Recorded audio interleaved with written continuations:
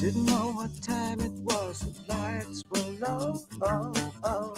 I leaned back on my radio. Oh, oh. Some cat was laying down some rock and roll, like a story said.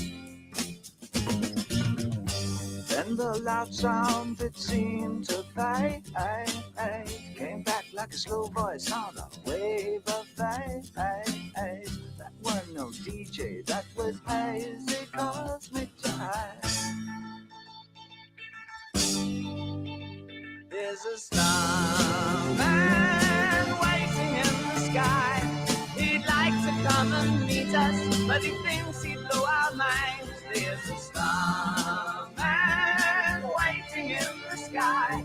He's told us not to blow it, cause he knows it's all worthwhile. He told me, let the children lose it, let the children use it, let all the children boogie.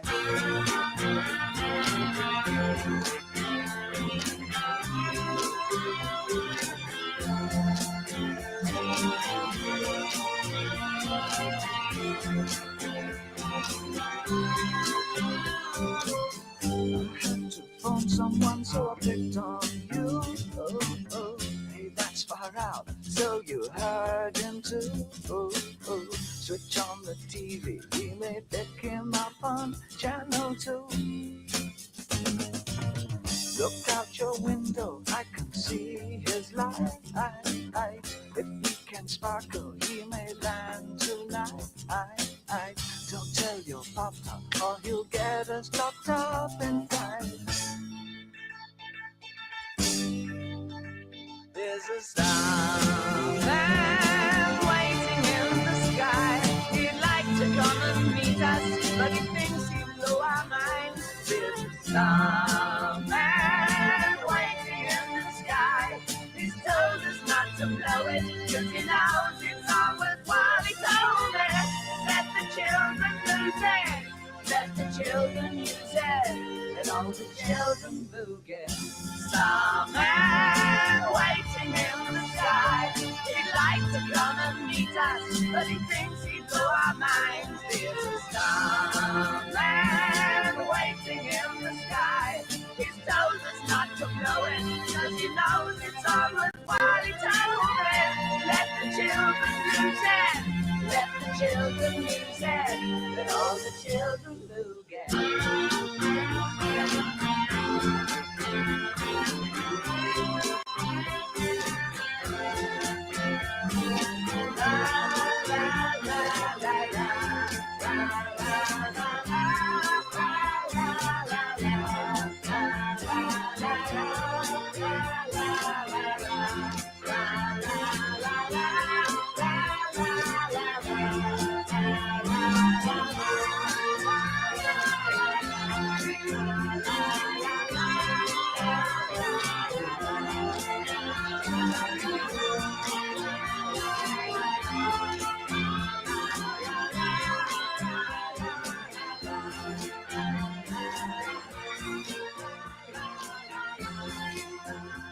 Woo! Guys, hit that upvote button for David Bowie. What a legendary song. There we go. That's our intro. You guys are lucky I am still alive to do a stream today, because that was a rough night. A rough night for me and for the roommate. The roommate was not happy with what we did last night. It was totally not worth it. I mean, I'm putting my marriage over here on the line. She said, all you have to do, Tammy, don't fuck this up. All you have to do is just clean up after yourself. And how am I supposed to clean up after myself after I have way too many martinis? It's not possible. It's not possible, guys. So we're gonna have to step back, reevaluate our choices, and I'm gonna have to recalibrate, because yesterday was rough, especially those the Vesper Martini. I mean, who the heck drinks 4 portions of it's like 3-part Hendrix, 1 part vodka, and what the heck kind of a drink is this? It's just it's high-end alcohol plus with more high-end alcohol. How does Bond do it? I have no idea, but I'm a much bigger fan. It was all okay with the perfect martinis, right? The perfect martini, that first martini with the olives, that was good. But man, those Vesper martinis, they really hit me hard like a truck. Mike Lewis, you should cut back on drinking. It was out of hand yesterday. Yeah, and Bala says, Tim, you aged 10 years. Man, I woke up today. I had these giant bags after under my eyes. Oh, there we go. I'm frozen now as well. It's over, guys. It's over. Red Rover. Okay. Yeah, I look bad today. Really, I feel like I have a spike in my head, but I've been just hydrating tonight and taking it easy. So let's just all chill out and enjoy the live stream. What do you think, guys? Let's just have some fun. By the way, I heard some crazy breaking news in the wristwatch space. My God, this is earth-shattering news, and I'm gonna ask for 50 upvotes. If we can get to 50 upvotes, that's going to be our first goal for tonight. I'll reveal the breaking news. I mean, this is cartel related, so you know it's got to be true and fun. So, guys, smash that upvote button. Let's get us to a 50 upvotes. I'm gonna break the news. Let's just meantime, let me just catch up with the chat here real quick. Kaloy, thank you so much for the upvote. Dave, Marco, Web One, JMB as always. By the way, huge shout out to the Watch Apprentice, the UK watch community. Live stream earlier today was Chef's Kiss, perfect stuff. Ray, old timey. Hey, old timey, thank you for the upvote. Jamie Opulence too. Jamie, can't wait to hang out in Dubai with you guys. We got Tom. Yo, Tom, welcome to the stream. Double D, Bowie, you will be missed. Just another level of talent we will not see again anytime soon. I agree. Right now, it's all about the AI. Everybody's trying to make the best, scariest version of AI, and we had almost a near uh, market collapse earlier today because of some kind of Chinese AI. Let's see here, model. DeepSeek, yeah. This new DeepSeek AI that the Chinese only spent $5.4 million making. Apparently, it's really good, and it shook the Silicon Valley to the core, to all the way to the deep core because it's so powerful, and everybody was made to believe that it costs billions to make AI, but turns out no, it's just millions. It's a big scam, this whole AI situation. But yeah, look at this. Chip stocks tumble after China's DeepSeek AI model raised doubts over US tech dominance. Ooh, that's not good. DeepSeek, message DeepSeek. Okay. Scary stuff. Scary stuff. But what are you gonna do? There's not like there's anything that could be done. I think this whole I don't believe in AI. You guys know me. If you watch this show, I'm not a big AI person. So it is scary. It is scary. Let's see. A shocking Chinese AI advancement called DeepSeek is sending US stock plunging. Now, part of the reason I'm thinking that it's sending the stocks plunging is because it's making a lot of people realize that you don't actually have to spend that much money to make AI. And we were uh, like the Silicon Valley has been trying to convince everyone that we need to invest like $500 billion into AI. Uh, but man, the Chinese made it for a couple of million. So maybe the stocks are coming down because they're realizing that They don't need that much money. But anyways, look, I don't freaking know. We'll see it when we get there. The AI is crazy. We got, of course, our own very own AI generated character, Tim G in the chat. This is funny for me only bangers. Okay, yeah, yeah. Hey, Tim G, good to see you as always. In the chat, we got Rufus. Rufus. How are the feeling today after all the martinis last night? Not great. Not great. Feeling really bad. It's just those last martinis. They were so hardcore. I mean, who puts that much alcohol into a drink? Jesus, the Vesper martinis. I don't know why everybody who was at the table uh with with James also ordered the same drink uh, with him, right? Because he orders like 3 part Hendrix, 1 part vodka, and half part Kino Lillet. And it's like half part Kino Lillet. Are you kidding me? That's the only dilution. That's the only non-alcoholic part in there. Okay, let's watch this scene again. Let's just play it again because it's just giving me a headache. Dry martini. Oui, monsieur. Wait. 3 measures of Gordon's, 1 of vodka, half. Oh yeah, yeah, Gordon's. I thought it was Hendrix, but okay, Gordon's. 3 parts Gordon's, just half of Kino Lillet. That's just 1 of five-part vodka, alcohol. half a measure of Kino Lillet. Shake it over ice, and then add a thin slice of lemon peel. Shaken over ice, and then a thin slice of lemon peel. Yeah, it's not a great way to drink cocktails. That's a quick way to go to sleep. So yeah, I'm just recovering today, just having fun. I've still got the Submariner. I was surprised I was able to still wake up with a Submariner on the wrist. If I wasn't home yesterday, the watch would be gone. That's for sure. Um, yeah, yeah, yeah. Bala, I do look. I not only I look spent, I am spent.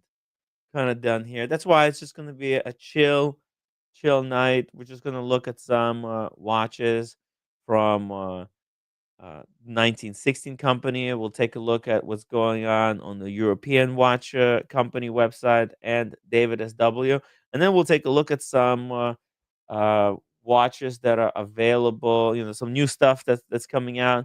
Also, guys, at 50 upvotes, I will reveal the breaking news in the gray market. There's some big breaking news on the gray market. It's dead, basically. You guys already know it, but there's somebody has left one of the biggest gray market dealerships on YouTube, and we're gonna reveal it very soon.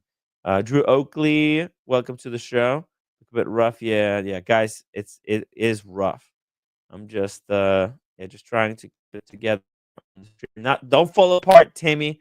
Do not fall apart. Get through tonight's live stream, and then I can sleep. So I'm gonna try to keep this a tight show. Maybe maximum 3 hours. Maybe I'll end it at 2. Who knows? Maybe we'll just do an hour show today. I don't know. We'll see how far we can get.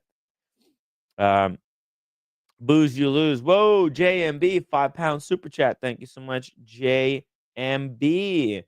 Tim gave us your honest opinion of the green dial for the Vacheron Constantin Traditional. Let's pull it up. Vacheron Constantin green dial. Huh. Hold on a second. Oh, wait a minute. Wait a minute. Wait a minute. Wait a minute. Wait a minute. Green dial, Vacheron Constantin Traditional. So there's a patrimony, but you're talking about the green dial Traditional. So that's the one with the tourbillon. Now, is there a non-tourbillon version? I don't think there is there? Let's see. How can I think this is the one he's talking about, but let me just see. Watches, collections. Okay, traditional. Let's do it this way. Green dial. I guess it's gonna be tradition. It's gonna be with the tourbillon. Yeah. Oh no, hold on a second. There is a traditional 38 mil manual wind. Oh, with yellow gold. That looks really nice. Wow. Wow. Wowzers. Wowzers. It's incredible. JMB, this is incredible. And I think it's a good value for the money compared to the 1921, the Historiques, right? They share the same movement, but Historiques is extra $10,000 more expensive, but it has the same movement turned on its side. And I've talked to some people who owned the Historiques 1921, and they actually sold it because they they kept screwing up the time.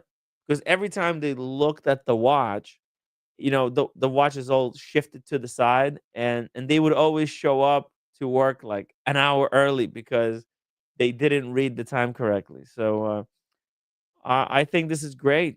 The Traditional, I think, is probably the most modern of the Vacheron Constantin cases, but the patrimony has been fixed up as well. The new patrimonies are really nice. I wouldn't discount those anymore.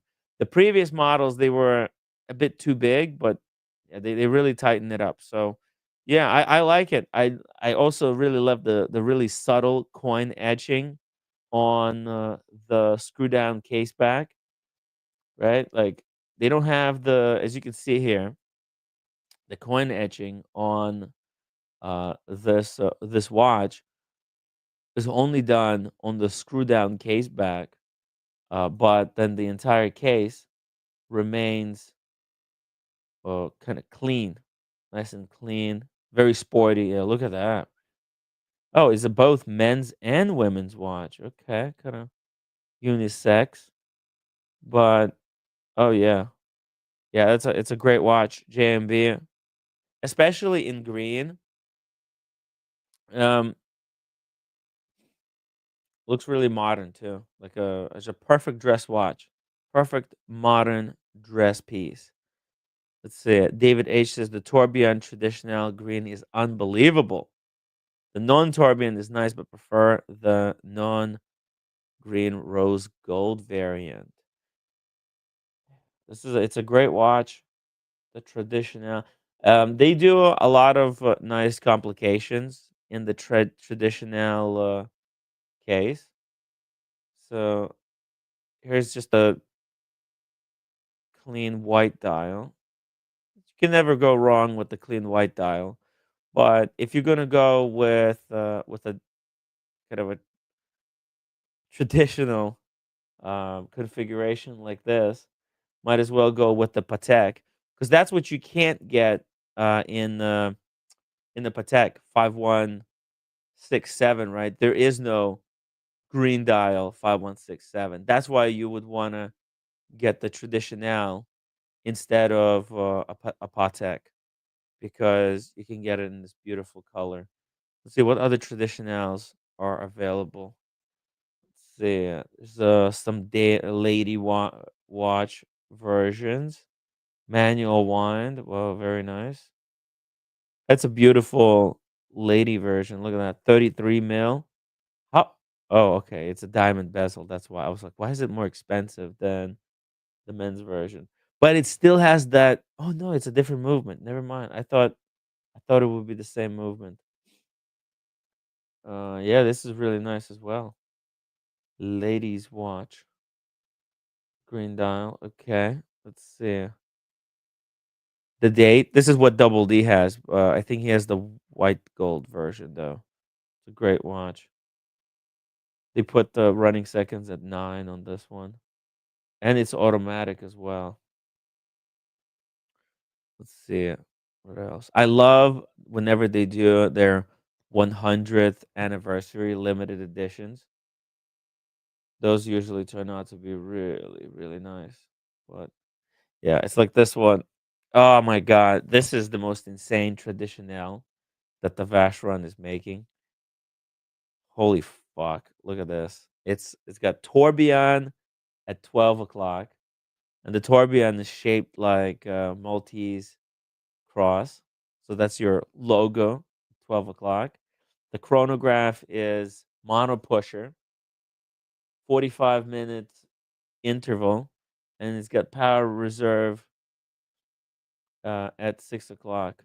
Really classy the way they did this, and the watch is obviously super wearable because it's just manual wind, right? Manual wind, yeah, manual wind, thin while still got some presence. 42.5 millimeters, so it's got kind of your Speedmaster size, but only 11.7 millimeters thick with manual wind. Oh my god.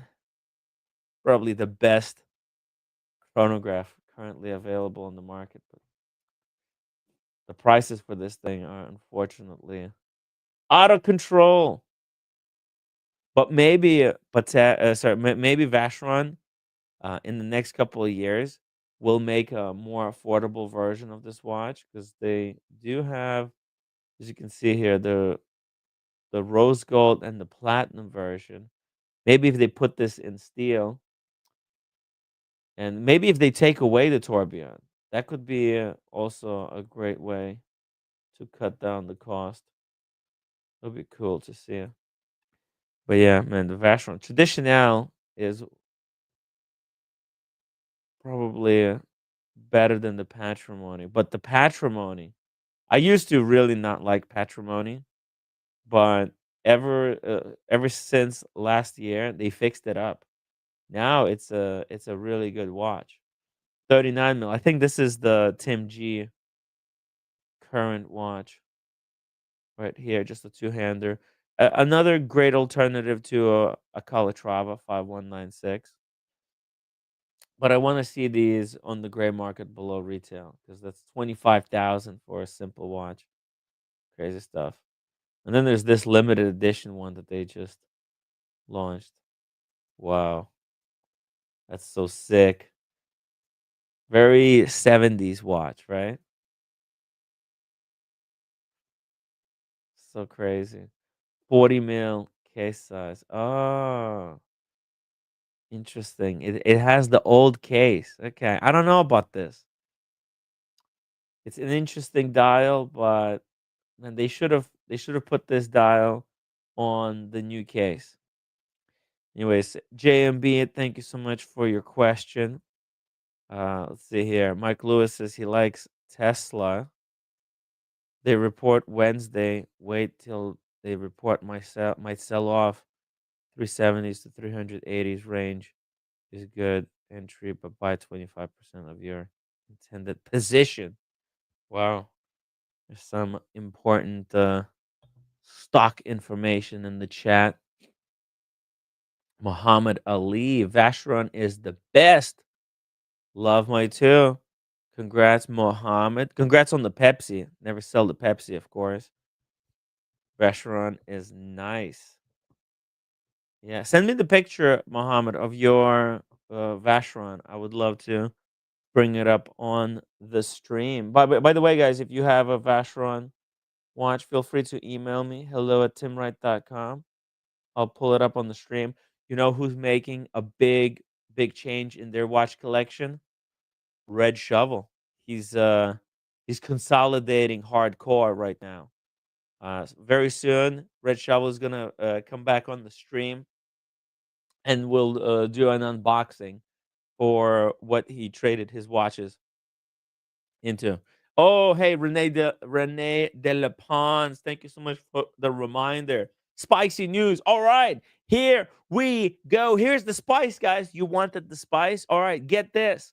Earlier today, I was contacted by reliable sources, and I was informed that Chrono Kev is no longer working for Luxury Bazaar. That's right. He was either let go or he may have quit of his own volition. I don't know yet. I'm gonna try to find out whether he was fired or whether they went separately on their merry ways. But the important thing is Chrono Calf. Look at this. All of his videos have also been deleted. Look at this. This video is no longer publicly available. And yeah, I'm curious whether this YouTube channel where Chrono Kev was working, whether this channel was owned by Luxury Bazaar or whether this was Chrono Kev's own YouTube channel. But yeah, the videos, because I was actually uh, checking on this YouTube channel couple of days ago, and I was trying to watch some of the videos, and today when I went to visit it, boom, it's all gone, and the only thing that's left is uh, three channels that are being advertised from Kevin's YouTube channels: the Roman Sharf, Luxury Bazaar, and the Gray Market Podcast. Interesting, which leads me to believe that this was not Chrono Kev's personal YouTube channel, but rather property of Luxury Bazaar. And Luxury Bazaar seems to be killing off any like killing off, not actually killing off, but they're shutting down all of the the personalities that built up a bit of a name for themselves at Luxury Bazaar. As the watch market is getting squeezed, they're trying to really cut down on exposing kind of other personalities that work for them, trying to consolidate just down to Roman and Adrian. I checked Roman's website; it's really bare bones right now. They're when if they got a video, it's either Roman or let's see here. Let's go to the videos. Okay, so last two videos they produced is the IWJG and the Miami Antique Show. That's where Beautiful. 19,000. Look. whoa, that's where we were. Oh, dude, is that the guy? Is that the YouTuber? Holy shit! Hold on a second. Is this the guy who does the middle finger meme? Is this for real? Anybody recognizes this guy? Hold on a sec. Is that actually him? No. Oh, okay. Hmm. Hold on a second. Let me just really quickly check if this is the guy.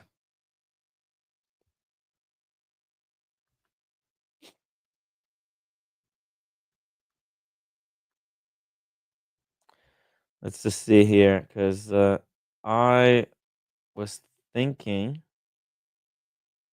Let's see, let me just find this guy on. He's a TikToker. Uh,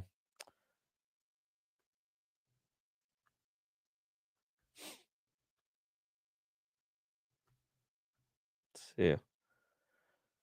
Unfortunately, I don't know what his handle is, and YouTube does not want to find it for me. Okay, but all right, you guys are saying it's not him, so all right, it's probably just some kind of other gray market dealer there that was at the show. Anyways, it's interesting stuff.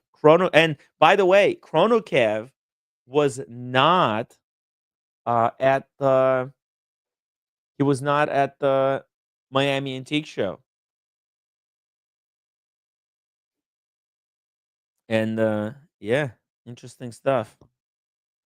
Wasn't there, and today it comes out that they parted ways. Yeah, let's see here. When was the last time uh, Kevin was visible on video? Let's see. It wasn't in Miami. Let's go back here. Let's go. It's 2 months, 1 month. Let's go to 1 month back here. Oh, is that?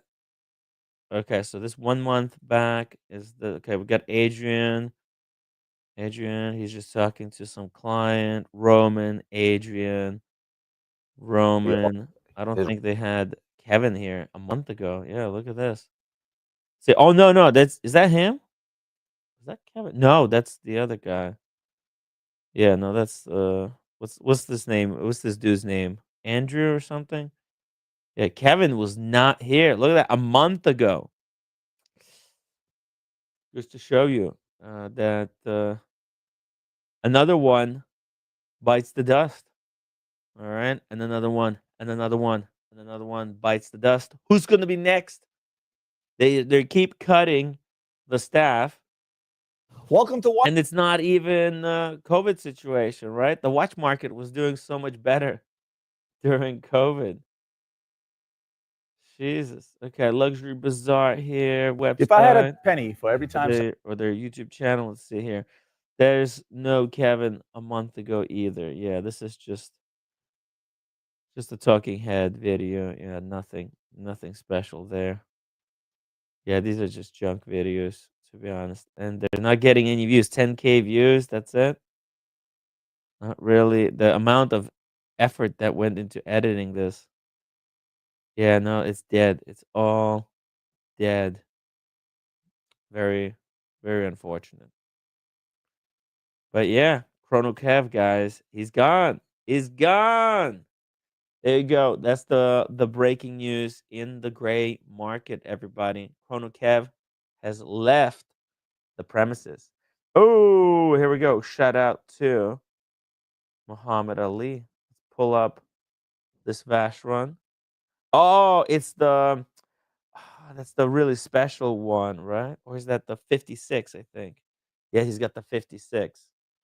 Let's see. Let me pull it up here. I think they call it the 56, right?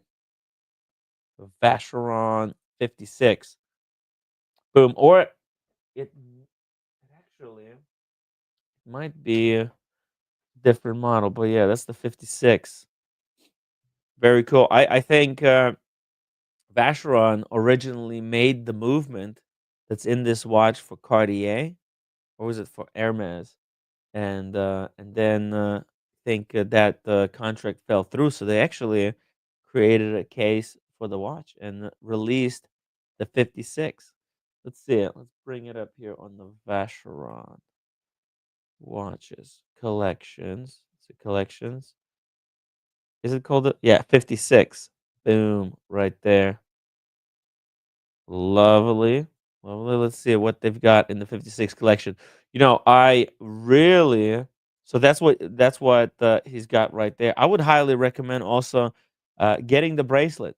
The bracelet on the 56 is smooth as butter. I know it's not totally original, but no, it's a great piece. The 56. Although it doesn't look as good as what you got there for lunch. What in the world is that? Looks delicious. Uh, like a chip. Oh, you got the burrata or an egg. There's some avocado. I think this may be a roasted chicken.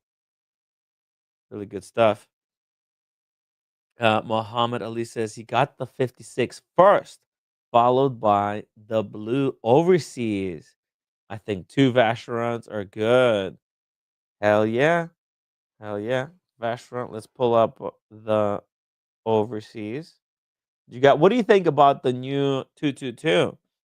Might be might be time for the third one. Let's see. Let's pull it up here. The 222. I'm sure now they could probably sell you the 222. Ooh, nice. Boom. Yeah, the overseas is like one of the best Vacheron's creations. Uh, Patek even copied the overseas micro adjustment system for the bracelet. That's how amazing that overseas is. Let's see here. Let's pull up some. Oh, there's even the full perpetual. My God, so crazy. This one was insane with the retrograde date.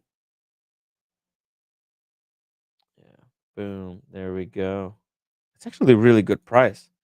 25,000. Actually, the overseas might be better watch than the 222. If you think about it, right? When you buy the overseas, it's 25,000. You get three straps. You get a rubber and a leather strap, and you get a really robust wristwatch with also micro adjustment in the bracelet, right? It's a quick change strap system, micro adjustment in the bracelet. Whereas 222 is more expensive. Yeah, actually, hold on a second. Historiques, we go to Historiques, the steel,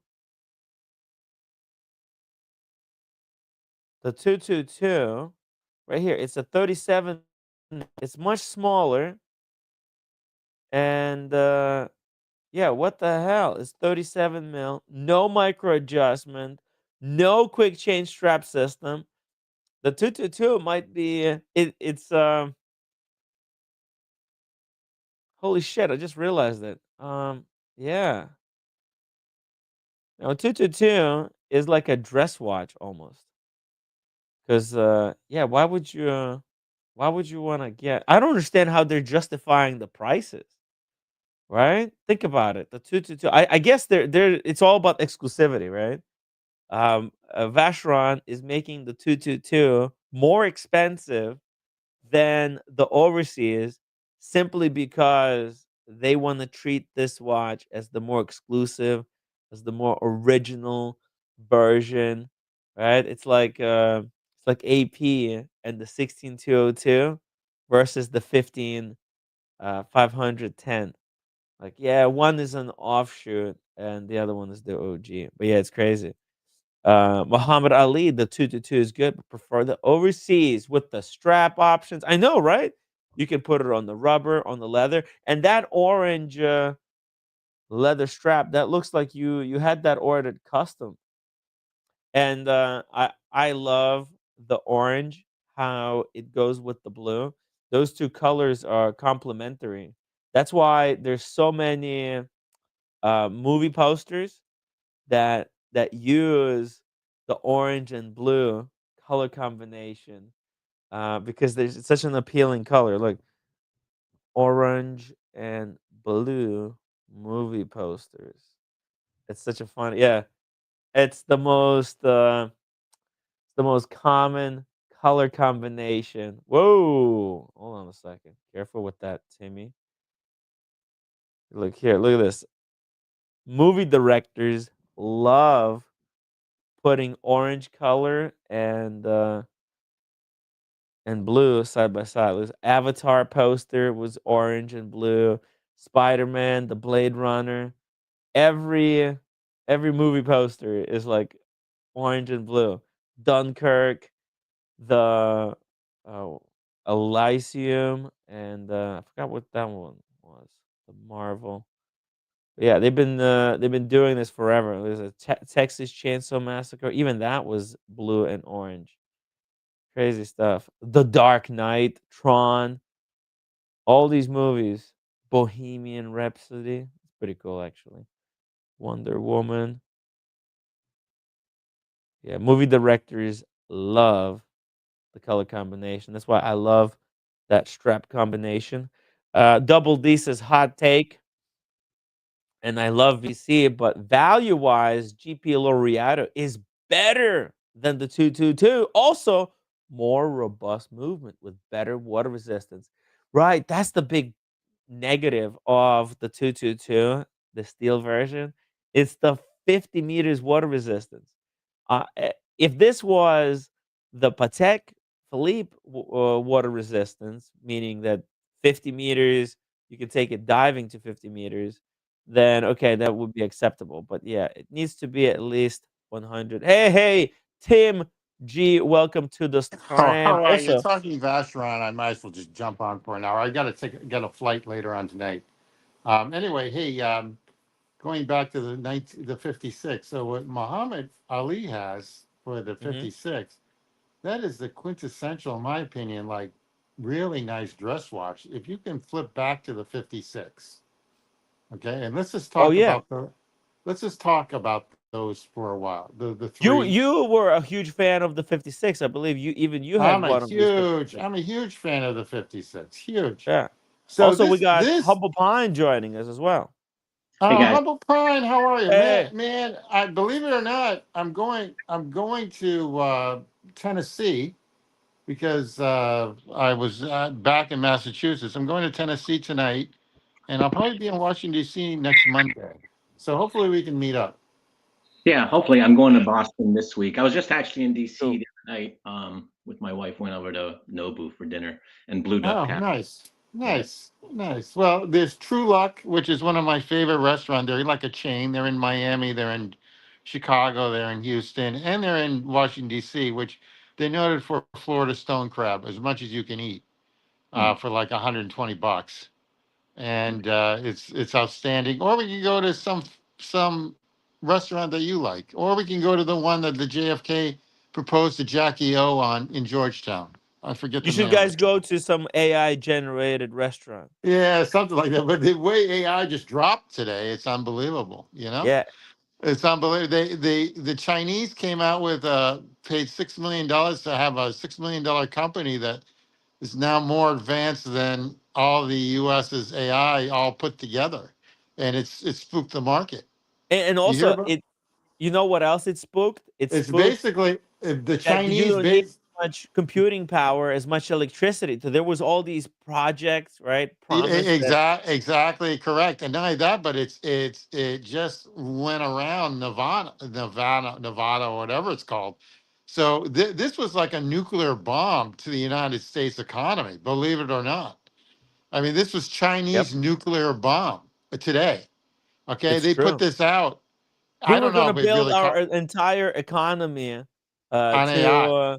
to yeah, on the AI. We're just gonna spend $500 billion to What build AI was infrastructure, and the Chinese coming on and say, "Wait, hold on, you guys don't have to invest anything. It costs actually really cheap and to we make we have a AI." s- we have a startup company that costs only $6 million. Supposedly, anything the Chinese say you can't trust, but they $6 million that was founded 3 months ago that just killed everything. So that's kind of messed up. But you know what? We'll see what Yeah. happens. It's a good buy for Tesla. It's a good buy like next week for Tesla. It's a good buy. I Oh, they're shouldn't give. dropping, so it'd be a good reason to buy it slow. Oh, Absolutely, I see. Humble Pine, absolutely. by the way, what's your take on the Vacheron? Vacheron, you're a fan of Vacheron? This one, the 56. Yeah, it's Yeah. nice. Yeah, I have. I was looking at one, the triple Mhm. calendar, yellow gold, or I don't know if it's yellow gold or pink gold, a while ago. I like these watches. The blue one, I have my 5205, which is kind of similar aesthetic to that triple calendar, but I like the gold one, the yellow gold one. Yeah, I do too. But here's the kicker. This one is almost equivalent if you buy from the AD or the secondary market. It doesn't have the Geneva seal because the other two do, because it's like a Cartier movement, which really isn't a Cartier movement. It's their movement that's been really it's Richmont's movement that's been cleaned up and basically just overhauled by Vacheron to make it into a higher end movement. They didn't send it to Geneva. They didn't send it to Geneva Seal, which is like a 2 week process for each watch, because it's Mhm. like 3 to 5 grand for each watch to go Just that extra route. cost. It's extra cost. So they kept the cost down for this so people could break into a normal three-hander watch from Vacheron. I Mhm. really like them.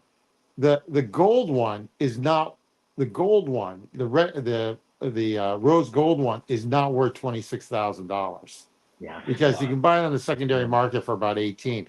The issue Yeah. with Vacherons, and I love all the 56s, is that they're now retailing for like $45,000, $46,000, 44, 48, $49,000 for the gold ones. The issue is that you can buy them on the secondary market between like 28,000 to 33,000. I mean, I look at these like heavily every day, heavily, and These are so I love them. yeah. I love them. You can get I this- prefer. Well, anyway, not to overshadow everybody here, but I prefer this complete calendar over even almost an annual calendar because it's easier to set, in my opinion. Yeah, I was Okay, gonna show you. I but got this is the 5205, and it's very similar aesthetic. Oh yeah. I mean, kind of, but to Oh, the hold on, hold yeah, on. that's really Yeah. nice. That's It's really nice. like this one, right? Like that. similar aesthetic. Yeah, See it's here, like that. boom, there you go. That's almost like yeah, but Patek, man, they were Patek is one Patek of the though. first brands to come up with that, right? Yeah, And this is Patek is like the their first brand. affordable answer to that type of a I mean, they're Patek. the complication of complications, in my opinion. You know. So, Yeah. but in any event, I even like the not only the complete calendar, which is this watch in stainless steel with the blue dial, but I Mm. also like what they have is the very simple uh, showing the days and the months by circular, that right there. This one, the circular. Yeah, and believe it or not, this used to be cheaper than the complete calendar when they first came out, but now they're the same price. Oh. And this is Yeah. harder to get than the complete calendar. It's much harder to get. And this is if you want to get an entry Geneva seal watch, this is the route to go. Oh, it is a Because Geneva seal. That's right. On the yeah, case and the movement as well. yeah, and you can probably pick this up for between $15,000 to $18,000 on the secondary market. Even though for the stainless steel, even though they're asking for like 28,000 for this from the AD. So if you want a Geneva seal watch, this is a pretty good buy, in my opinion. Yeah, pretty cool. You know, I and think Watchaholic had this watch for like a week, and then he sold it, unfortunately. okay, all But right. this is a JLC movement, or is this their No, yeah, own? this is their move. This is Oh, Vacheron's movement. And oh, so okay. this one and the complete calendar, which is the other model, have the Geneva seal. The three-hander does not. It's the only Vacheron that doesn't have a Geneva seal. However, way back when, Vacheron, you never really used their movements. A long time ago, they used JLC movements anyway. Mm. So I mean, this whole thing of using their own movements was a bunch of crock until like 10, Yeah, 15 years ago. You know? yeah. Already, nobody cared about the in-house movements, and then Yes. because look, people always want to create exclusivity, right? And so they started saying, okay, anything that's non in-house movement is ain't worth anything because it kind of eliminates a lot of watch brands. Um, now it's like, oh, it has to be Swiss, it has to be in-house movement, it has to be hand guilloche, right? You get ever tighter exclusivity, like Bert range. Clooney, how are you, man? Greg Clooney watches $5 super chat. Love for a humble pine. Have a great show, guys. Thank you. Hello, Bear. Long time. Long time no seen. Long time. Also, the Watch Apprentice, £5 super chat. Tim, please show Ray Ray's latest watch. He sent you a picture. Okay, just a second. Oh. Hey, Tim, before you do that, I have to run soon, but I Yeah, know you wanted me to show this, so I'll show it really quickly, and then I got to run. let's do it. Let's do it. Oh, that's nice. You Oh, got the the skipper. unboxing. No, he didn't. No, he You got the didn't. skipper. Nice. That's really nice. I like the band on it. I like everything. That's a great, believe it or not, that's a great watch. Yeah, I There got you the go. That's why we have to hit 100 upvotes tonight for Humble Pine's humble unboxing. Yeah. Very Humble nice Pine skipper. got the glass box skipper because That's why really not? nice, It's a Humble fun Pine. piece. Yeah, I it's think fun. I think that's the one. I think that's a great watch. Phenomenal. Yeah, thank you. Freaking sick. Before I leave, this is for Dingo Dave. Hey, for the Hey, nice the Seiko. Seiko. It's a Nice. Oh, Grand Seiko. It's the 45 GS case reissue. It's got this. It's a high beat manual movement. oh, nice. That's Grand Seiko is on fire Yeah. with this stuff. Man, this is the kind of a watch How about Pine? I Did you pick think that up? Did you pick that up at people the can Boston respect. Boutique? Yep. Yep. I did. Okay. Did you pick up the skipper at the Boston Boutique? No, the skipper I got here, but I bought the reverse Panda in Boston. Is there a tag store in Washington D.C.? Tag boutique? There's an AD that has tag. So I got this Okay. one in Boston, which is Okay. right at the Grand Seiko boutique. And Very then nice. and then I bought the Sweet. skipper for my guy. I felt bad, so I felt like I should buy it from him. Sweet. Yeah, no, that's really nice too. Yeah, let's see the two glass boxes kind of side by side. Which one do you like more? Because one's got the date at 12 and the other one's got a date at 6. How you feel about that?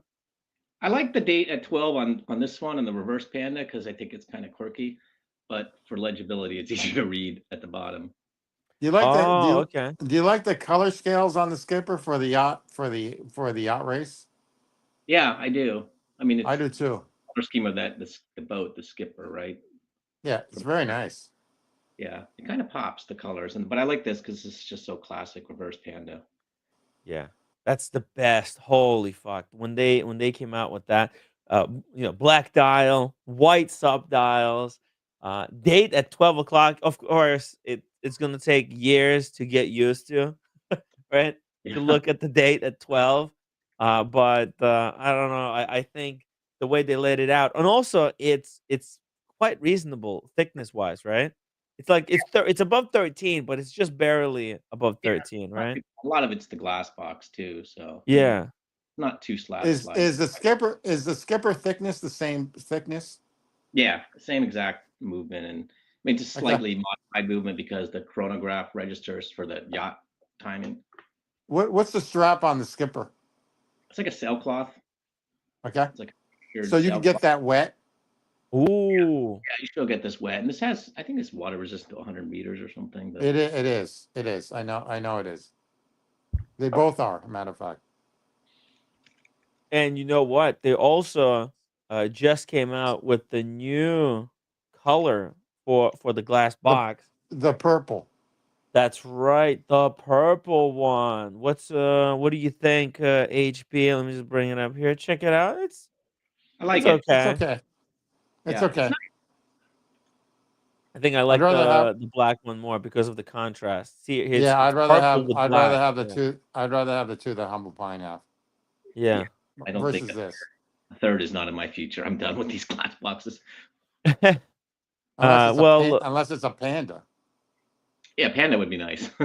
How were you able to even get the skipper? Those are usually really desirable. Did they like hold it for you or? No, I mean it was just there. These are now pretty Really? available. I mean, just walked in. And Timmy, they're available. Trust me. Really? they're pretty. Because I know the skipper, the previous time that they came out with the skipper, those are going above retail, I think, still. Yeah, but I think you They can go were, like but Jama shop now and get this for like 20% off or 50%. yeah. Watchmax or Jama. Yeah, Oh, they're all available now. okay. Cool, but I mean, still, skipper is very It's very awesome. nice. That's an awesome watch. Yeah. That's a good. It's That's a good weekend. Yeah, Weekender. yeah. the strap and the combination of the color is very Paddock, in my opinion, right? The I love that it. strap is very Paddock.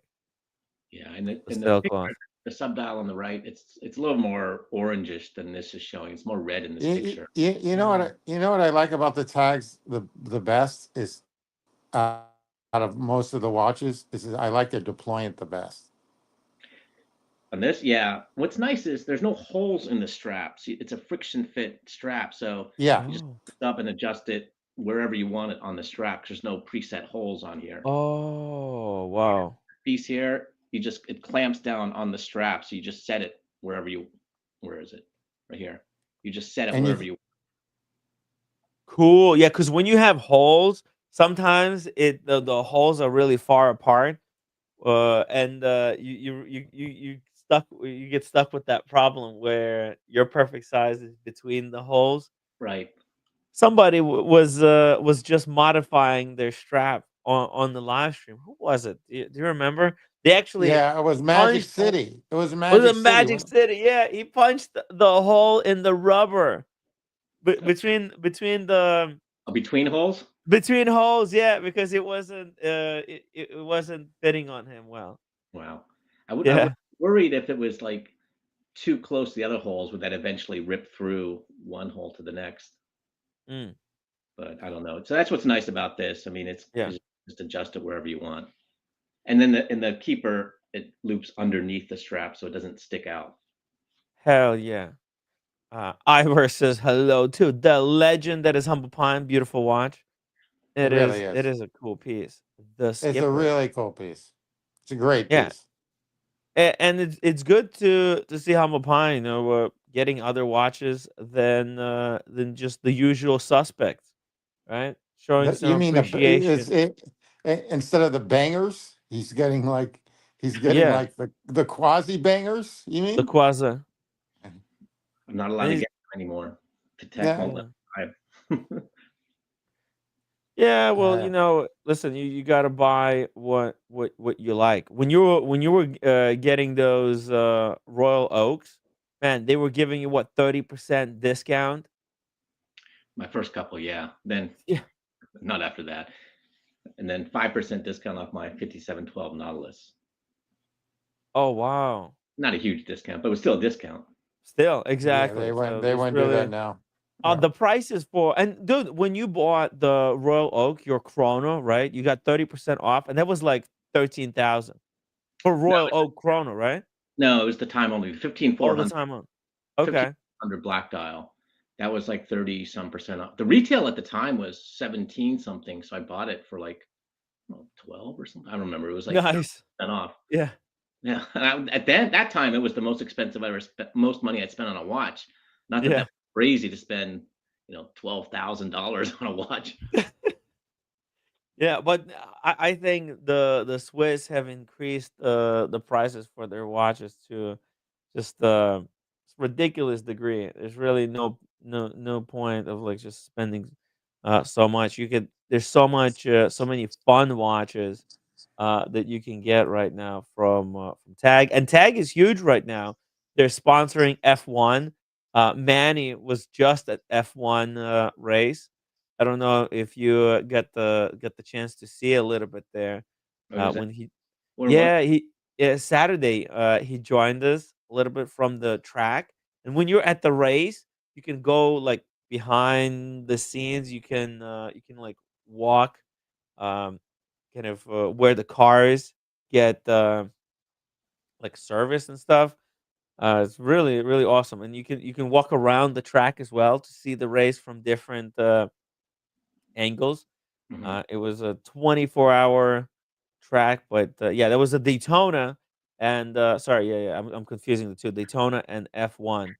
But, yeah, the F1 is going to be huge, and Tag Heuer is going to be, I think, the number 1 sponsor there with LVMH.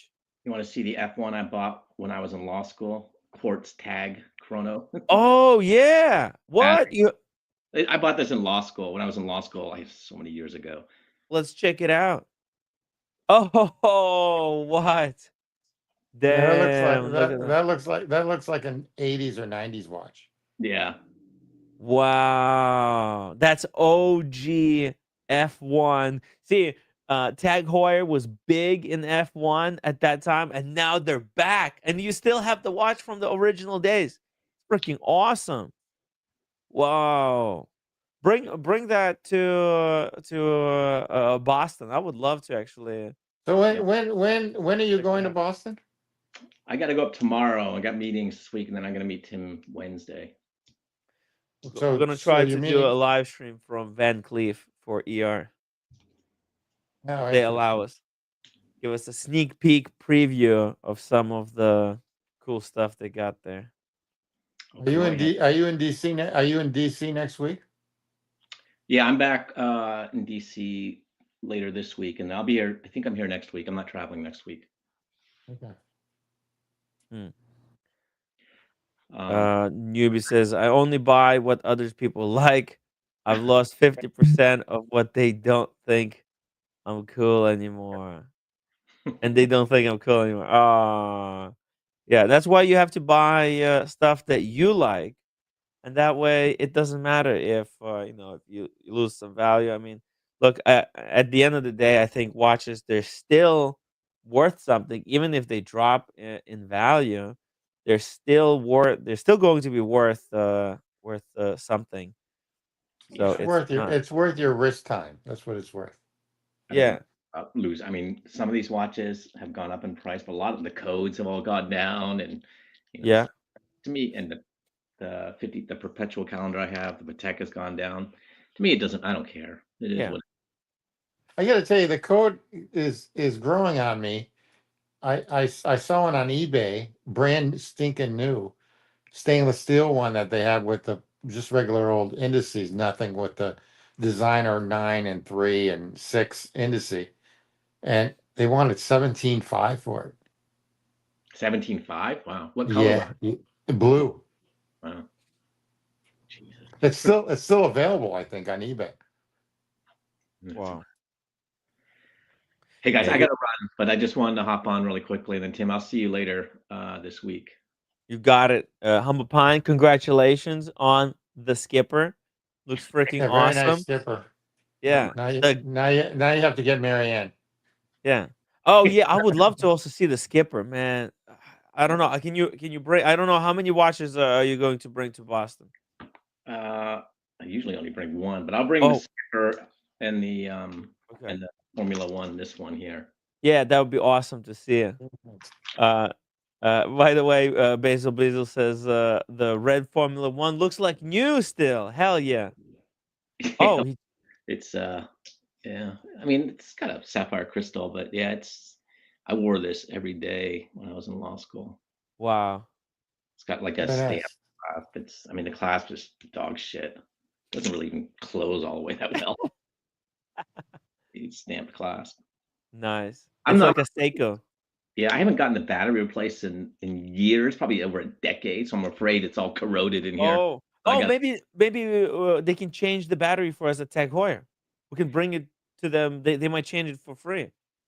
I'll see, or maybe just some other Yeah. watches they might charge. You But know, maybe, believe it or not, if you're in Cambridge, right around the corner near Harvard Square, near the Coop, is a watch store, near the and coop. they're really good, and they can change batteries. Okay. Yeah, and you showed them, hey, look, you bought the skipper, you bought the glass box. They gotta take care of their OG clients. You had In cop. Formula One from the 90s or the 80s. You said, This is from the 90s. I'm not that old. wow, I didn't go to law school in the 80s, in the 90s. nice, But nice, yeah, I'll bring it up. yeah, awesome. All right, guys. Yeah, Gee, I'll ping you and see if we can get together next week when you're in town. very cool. Tim G. All right. See you guys. Well, all right, Humble Pine, thank you so much for joining us. All right. Take care. We'll Yep. chat soon. All right. And yeah, congrats on the skipper. What? Thanks. I'll talk to Congrats. you. Yep, thanks. Freaking skipper. So cool. Man, Humble Pine, he's totally out of control. Just he buys what he likes, and that's the cool That's the thing. way it is. Yeah. Yeah. No, and you never know. He might get himself one of these new F1 Tag They're too Heuer. big. They're Because too why not? big. They're kind of affordable. Yeah, but they're 4,000, too. dude. For They're like 4,000, that will Yeah, be but the cheapest Tag Heuer he ever bought. yeah, they're probably so, but they're too big. I think they're 45 millimeter. No, they're chunky monsters. But it would be cool to have two to compare, right? He has the OG one. Look, I mean, I'm not encouraging him to do it, but you can't dissuade him as well. He just, he gets what he likes, and you never know. When he might have pulled a trigger or something like that. Look at that In red all due strap. respect, in all due Texas. respect, since I prefer I prefer boats. I definitely like that skipper. Yeah. I think that Oh yeah, skipper that is would like it a would look really good on your boat. it'll look good in my boat. But the other thing is that it really is made. It was really made for yacht racing. It really was made for yacht racing. Just like the Rolex that they discontinued, the Rolex Yachtmaster, really made for like beginning races of the 15-minute count. Because what they do is that you try to maneuver your sailboat, depending on what type of sailboat it is, like a whatever J36, J7, or whatever they call them, and basically you maneuver to try to outmaneuver other boats to start, and that gives you a little bit of an advantage, and so that timing thing is actually useful for that. Oh, I see. Okay. The skipper stuff, the way they divided the The way to chrono. divide it. Yes. Oh, it's So actually in any cool. event, I've been on a couple yacht races twice, three times in my life. But and I was like not the skipper, I was like the handyman when I was younger. And it never appealed to me. But at least I tried it. But they did use it, and it's a competitive advantage when you when you start the race. And so that's why it's so Oh, imperative. That's why, and that's the reason why Rolex you did it was because they were with the America's Cup for a long time. I don't know if they left the America's Cup or whatever, which I think New Zealand has now. But it used to be in Newport, Rhode Island, and and it used to be part of the New York Yacht Club, which is this old Grand Dam Yacht Club. And basically, I don't know where that went, but I don't know if they got left them or left the America's Cup or not. I don't know what happened. Haven't been following the last 10 years. mm-hmm. The Anyway, Rolex, right? congratulations to Humble Pine. That's awesome. Yeah, skipper. The It's a great. skipper, Look, I think we'll see LVMH try to get into more hundred kind of percent, a hundred competitive percent. field. They got they that's They'll where be they're gonna have sponsoring a yacht team very soon. 100%. The new yachts though are kind of like if you've seen them with the America's Cup, it's more like a God, I hate to say it, they're more like airplanes. They like fly up above the water. The wings on them, they fly up, so there's less drag. Oh So yeah, I saw. I know what you mean. It's not like a classical yacht like the one you have. yeah, God forbid. Uh, Yeah, that it's is one of mine, those right? like super So high speed. you did pull it up. Okay, that's fine. Yeah, here, just real quick. Yeah. By the way, shout out That's to the Watch Apprentice. There we go. I pulled up Ray's watch there on the right. It's got a Yachtmaster, like a Rolex Yachtmaster bezel in the way, yeah. but I'm not That's sure about that's this one. uh that's that's uh that's my boat right there. Yeah, beauty, beauty. Yeah. I love the wooden construction and They did drop a little bit, but I'm not going to sell it. Right now it's in storage or being redone. So in oh, the sense, every year it needs to be like rehauled. clean the So barnacles from the. it's got a bubble wrap on it. It's shallow because basically what they were was Hinkley picnic boats were basically um, lobster boats. So you can go in pretty much of a bathtub with the draft on this. Ooh, It's pretty nice. I So love the it's one of my seating on babies. this boat. Yeah, it's one of my babies. Absolutely. Very comfortable, and you Yeah, a use Garmin nice little GPS. party. Yep. Garmin GPS, wooden construction. This kind of boat is never gonna go out of style. There's a lot of Never. these newer boats that are just plastic built. Dude, that stuff is going to This there's is already pro- so much plastic out in the ocean as it is. this thing to maintain though is just a pain. It's just expensive. Let's just put it that way. Yeah. Yeah, I bet. More Yeah. than a car. A lot more. Yeah, But it's but s interesting. I forgot I sent you that. Okay, that's good. You, yeah. you pulled that up. You pulled that up out of nowhere. That's fun. Yeah, sorry about Anyway, that. Yeah, that's By all the right. way, No one knows who Jeff is, so that's fine. no, He's no, he's a okay, shout out to Jeff. stud. Shout By out the to way, Jeff. He likes watches, by the way. shout out to Dingo Dave as well. He got a beautiful watch for his daughter. He's got this. Nice.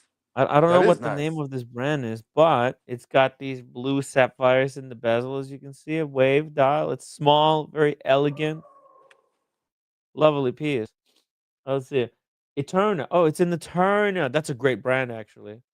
Proper Swiss. Beautiful blue dial. Eterna. With very, very nice bezel, actually. Look at that. It's like, Actually, it's actually really, really nice. I like the bracelet. yeah, simple. Yeah, bracelet looks a little bit like with the Omega constellation, a bit of a constellation bracelet. Speaking of stars aligning, Kojak, welcome to the show. Good Good to evening. see you're Good still evening. alive. Yeah, Go, I'm Jack. fine. You did Hi, Tim. you did a great job yesterday. Phenomenal. Oh, Yes. thank you. I didn't do a good enough job because Tim, the whole idea was to taste the drinks, not necessarily to drink them all. Yeah, That's well, where I you went can't wrong, let wasn't that it? stuff go to waste. I paid big That money. that's all right. That's all right. You know Yeah. what? Once in a while, it's okay to splurge. Yeah, but the thing is, I got papers served to me today. Oh, Apparently, I'm a named party in a divorce proceedings. oh yeah. The roommate is not talking to me. She is furious. Sometimes that's healthy, though. You know what you Yeah. do, Well, Timmy? You know what you do in that case? I hate to say this. You know what you do? What do I do? Nothing. Nothing. Nothing. Just chill Nothing. out. Just take a back Just chill seat. out. Just say me bad. I apologize, and just say that a few times, and eventually it comes around. Yeah, there's nothing I could do. I tried to be nice to her. I wanted to take her out for lunch, but she just gave me the cold shoulder and doesn't want to you will talk to me. never. Yeah, listen, I Isn't don't want to get in. I don't want to get in between you and roommate. I don't want to be the reason why you guys Well, aren't happy. it's gonna be over sooner or later. No, no, no. Don't say that. Don't say that. Yeah, don't say that. No, Yeah. I mean, no, I'm not.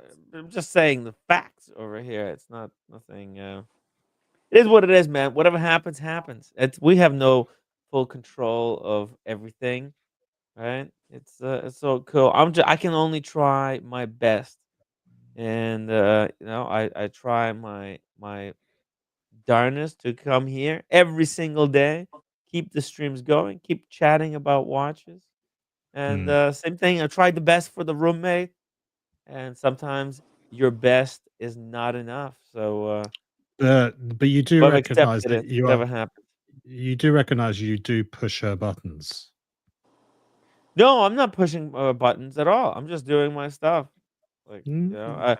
look, I need to buy stuff to do shows, right? And she doesn't like it. So what can I do? I mean, I've got show to run. It's like, dude, it's like imagine if I'm running a theater, right? In a way, this is what's happening. I'm running a theater. Mhm. I use props in the show. She's saying, hey, you can't use props to do your shows. Like, "Oh, what do you mean? I need stuff. To, it's made up problems. It's also it's a bit of a grass is greener on the other side problem.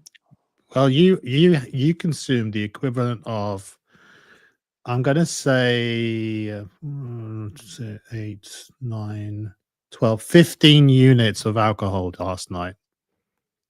Yeah, those final two martinis, dude. That's just. Oof.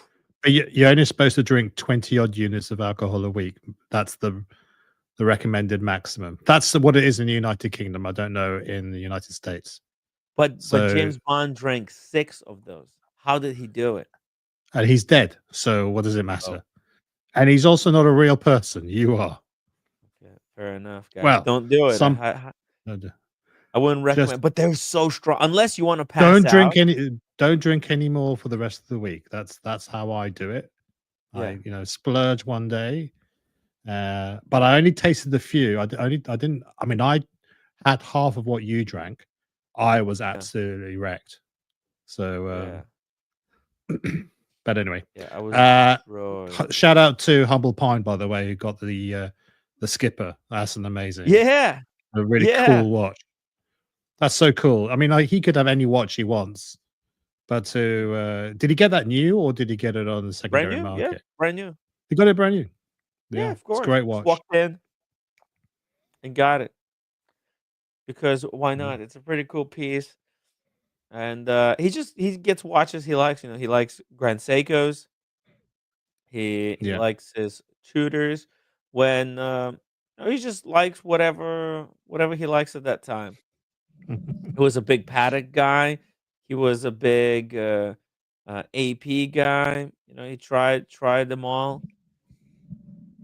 It's cool. Yeah. Cool stuff. Yeah, you don't have to just buy whatever all the latest stuff. You just get what you like, guys. Bala, I really like you guys, and I like Kojak cocktail stream, but please drink water between drinks. Make it mandatory, and don't make 7 strong drinks except Timmy not to drink it. Do like the 3 or 4. Well, we did. We only did 4 Yeah. drinks. It was just that 2 of them were doubles. So we had, in effect, we had 6 drinks. Well, you did. You drank them. Yeah, they were good. I'm not gonna lie, they were amazing stuff. Kojak. They That look was delicious. They look delicious. That was a great show yesterday, guys. That was. And by the I way, had a Do you like Yeah. martinis, Tim G? I am during the summer. My favorite and typically my only drink I drink is a gin Hendrix Martini, extra dry, really dirty. Oh, okay. So very Lo- little vermouth, or just laced around with. Very like vermouth, just a sprinkle, if that. Yeah. It's more Yeah. gin than anything else, and then a ton of olives and a ton of olive juice, and Yeah. that's how I typically drink it. And then wintertime, I'm a huge Scotch or bourbon drinker. So right now I Okay. drink, but you know what? Believe it or not, I cut back a lot. I'm down to like 3 a week. I used to be 1 to 2 a day at 5 o'clock. Wow. Whoa. Yeah. I mean, like So, that Vesper, the last one we made, Tim, when at that Duke Spa. Vesper. Well, the Duke Spa, because they only do direct martinis. These are martinis that have no dilution. They're just stored in the gin and the vodka and the stored in the freezer. So no need for dilution, no need for freezing, chilling down. He cuts you off. He cuts you off after 2 of them. He has a limit per customer wow. of 2. Because it's about Well, it's about Tony, I did show 8 or you- 9. I did show you my bar. You can show the bar of my. Oh my god, we Oh, have a you're problem with- breaking up, Tim. No, audience. AI reboot Oh, you the can- AI, Tim G. Well, you can show the community my bar if you want. I think I sent you a photo of that. Oh, cool. Oh yeah, we can show it. Oh hell yeah. They can't find it, so you can show it. Sorry, guys. Oh, But Boller's absolutely right. We should be after the stream, guys. I did make sure that Tim had at least 2 large glasses of water, and he actually got himself a 3rd one. So we should have drunk between drinks. But yeah, we try to rectify that afterwards. they fucked me up in a really nice way as well. I was sleeping like a baby. It's one of the best times I've had while drinking. So literally no regret. The only problem is that like the roommate is ruining the whole mood. Like it's a bad thing. We're not supposed to. Anyways, check this out. Nice This bar. is Tim G's. It's not spectacular, but it's enough. Yeah. Oh, it's really impressive. You got everything. Look at this Martini. Those are straight from Vespa. Queen Look at Anne's this. lace. Yeah. Queen Anne's glasses.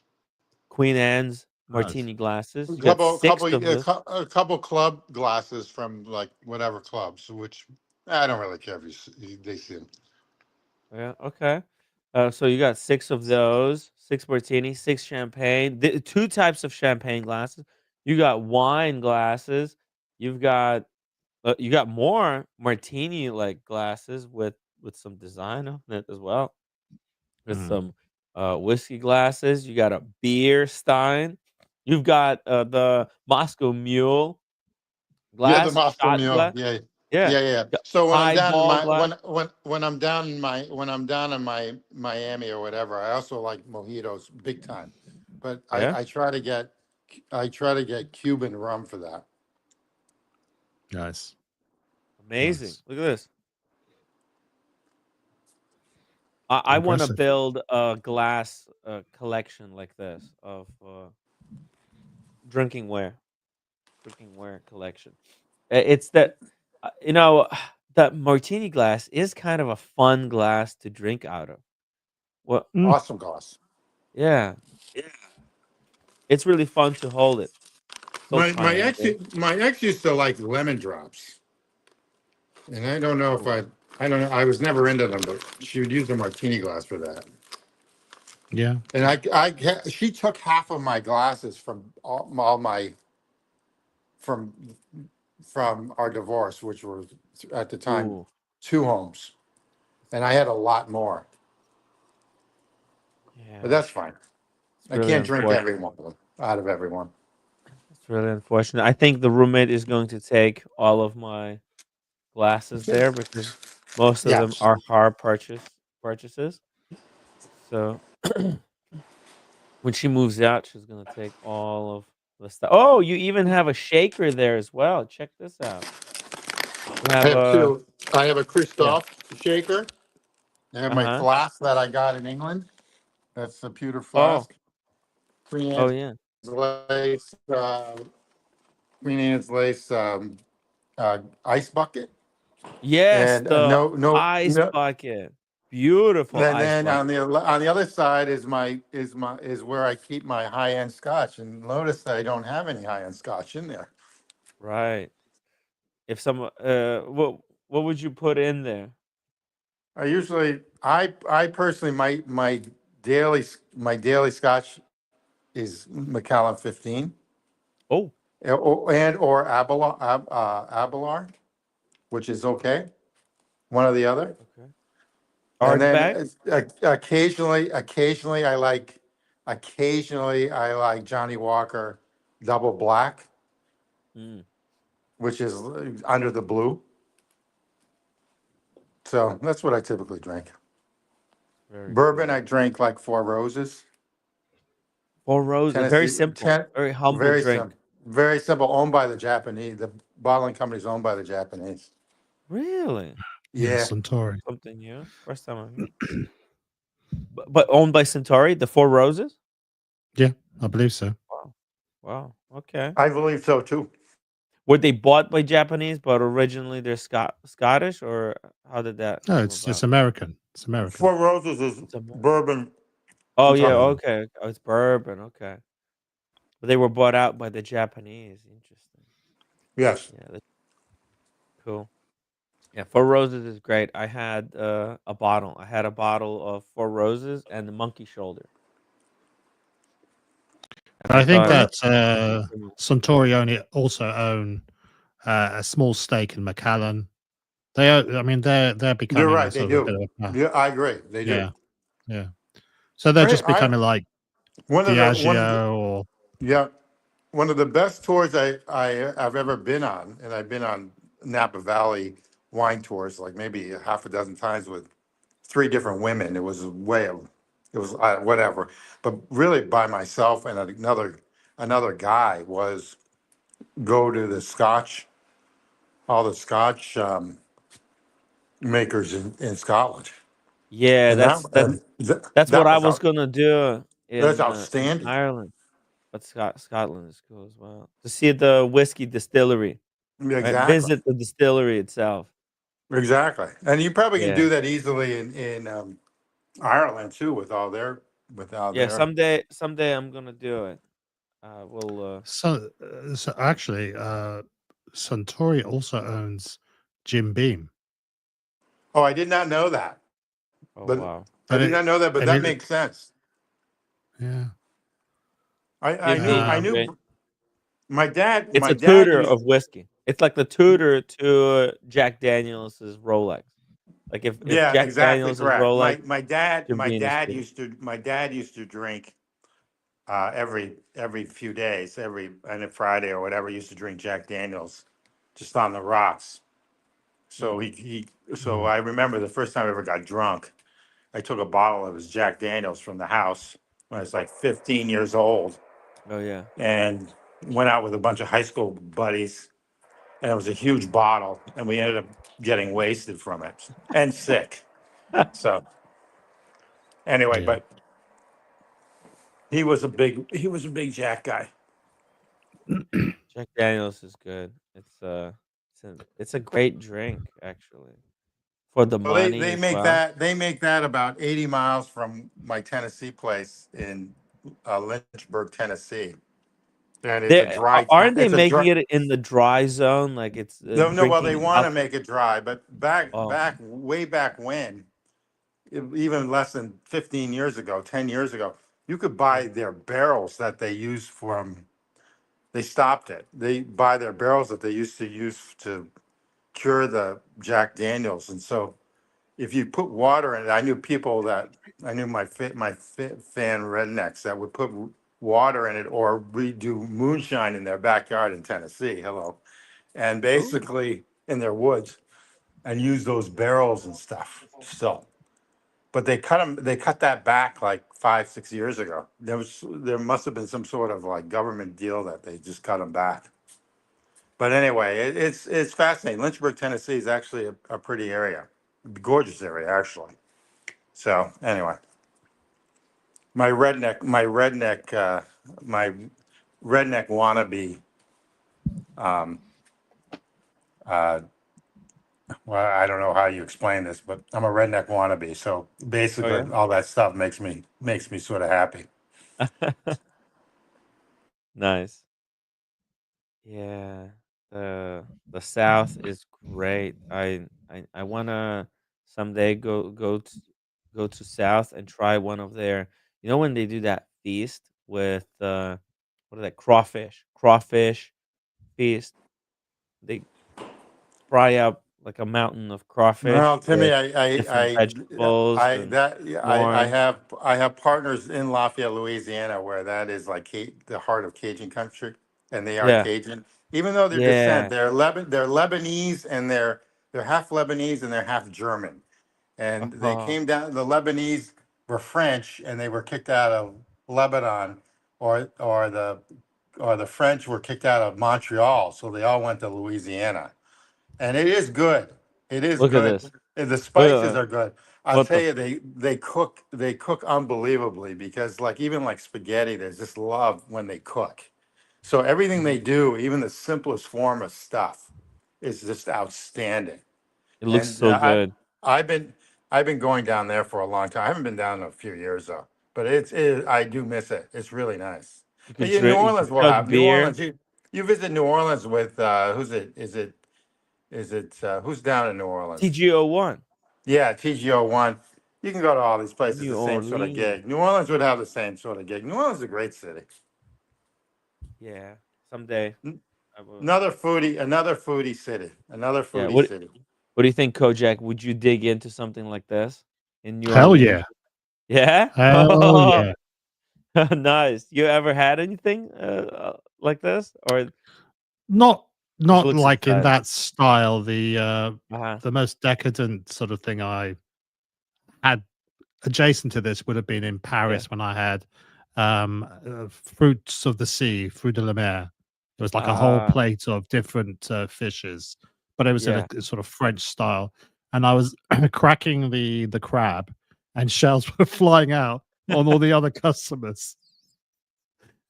It was quite funny, but no, I haven't Yeah. had a sort of broil um, sort of thing like this. I would definitely would love to give that a go. whilst Hell yeah. drinking a few of the New Orleans cocktails. Hell yeah. Cocktails. We can have some of those. There you See, go. I would take it easy with the margaritas because I wouldn't Well, want to it pass It's out a halfway it's a through the bucket. it's a fabulous city, and it's walkable. Okay, Mm. so yeah. it's southern cities. Miami's gotten to be walkable in a lot of places, but southern cities tend not to be walkable, and that's one of the Mm. issues that I always have because Oh, I don't since I do drive a lot. I don't mind yeah. driving, but I don't like driving in the city, so I'd rather Oh. walk everywhere. Hey, did you hear Trump? So I think Trump mentioned somewhere that I don't know where this was, but it was announced that no, he wants okay. to get Uh, away with what's it called? The congestion pricing, make it illegal in the United States to pass Correct. On congestion that note, pricing law. I've got to catch a flight. So I'll talk to you Oh, later. Okay. all right, Tim G. Have a safe So flight. Jack, it Talk was a to you pleasure. later. I actually love the mixology. So keep Cheers. them coming. Hell Thank you. yeah. Cheers, Cheers, mate. Tim. Shout out to Tim G. There you go. We ran out of credits to keep the AI algorithm running for Yes, Tim G. it Guys, is. we It need more uses a super lot of chats. how many It eats up gigaquads of how it, many it eats up data very gigawatts? quickly. It's a lot of gigawatts of energy Because I'm used. You using need the inefficient Chat GPT based yeah. assistant. I'm gonna try to run this new Chinese based AI Tim G algorithm. We'll see if it's more efficient or if it's cheaper. So Well, yeah. I didn't mean to jump on to No, no, it's hijack cool. the stream. I No, just that's not wanted to check to see that you're okay, and you can please barely. ask roommate not to blame me for your relationship with her. It's not my Yeah. fault. Uh, Kojak does not take responsibility. No, no. Look, it's just it is what it is. What can I do? What am I supposed to do? I try Well, my best. It's an interesting segment. There's thousands of people love that segment that we do on Sundays. What am I supposed to do? Just sit on the sidelines and not participate? I mean, it's no, but embarrassing. it participating and there's indulging. I participated because I Mhm. sipped a little bit from each of the cocktails. Yeah, You indulged. You indulged. You went full which is into it, and also so did fine. yeah. Okay, that's fine. But you're asking me how you can fix things, and I'm just saying Look, I scale it had to back. test it to make sure that it was safe, right? If I Well, survive through the night, then I know that our viewers are also going to be safe. so But I it could has a make you. test drive. Uh, I'm like so, I'm like okay, a test pilot, or what do they call it right. when they got the prototype uh car or prototype plane? Car crash dummy. Car crash Car dummy. crash. No, no, no. Crash test dummy. No. Crash test dummy. I beg your pardon. So yeah, crash test Oh no. Oh no. I dummy. thought I was like one of those people who first tests out the vehicle, not the dummy, but what's it called? What do they call it? The test pilot, the test Test driver, pilot. Test pilot. test Yeah. pilot. You sure? Is that? I thought there was a cooler name than test pilot. Okay, For but what? For cars or for planes or planes. yeah, it's a test pilot. You're a That's pilot. That's testing. test pilot. Yeah.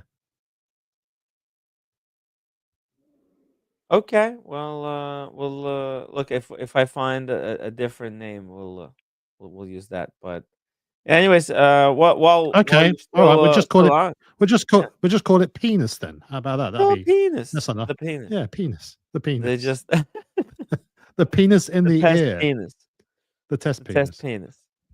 Yeah, we're just being test Um, penises.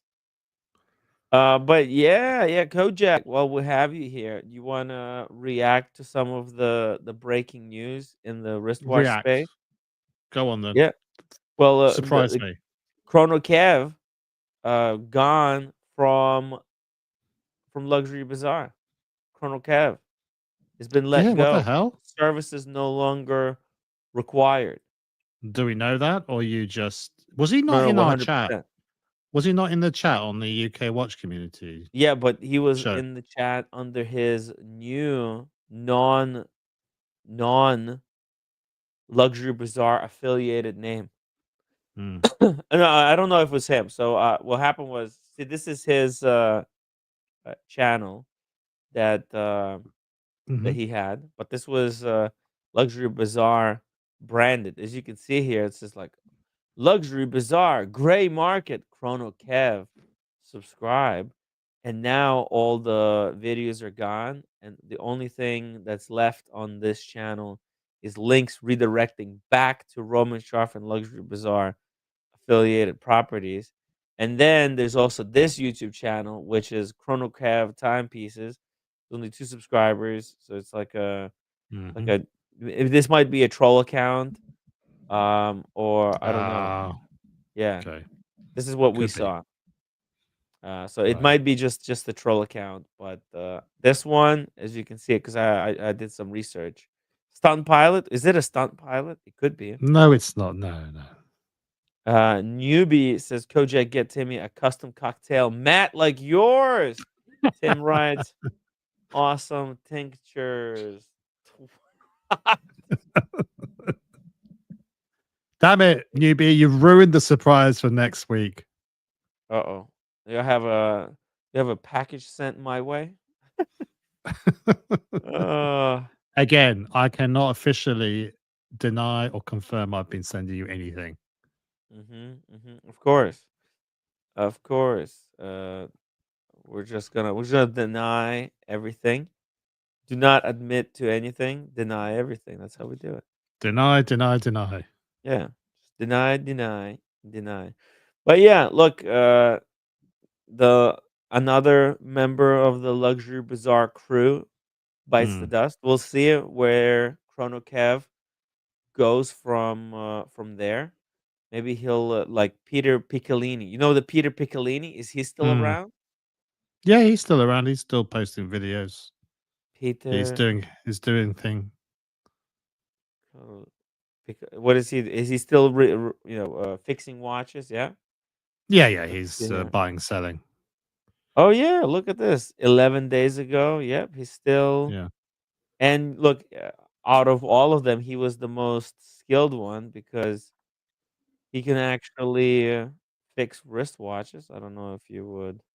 Yeah, you know, if he wanted to, he could Mhm. paint fingers on the front dial and call himself a watchmaker.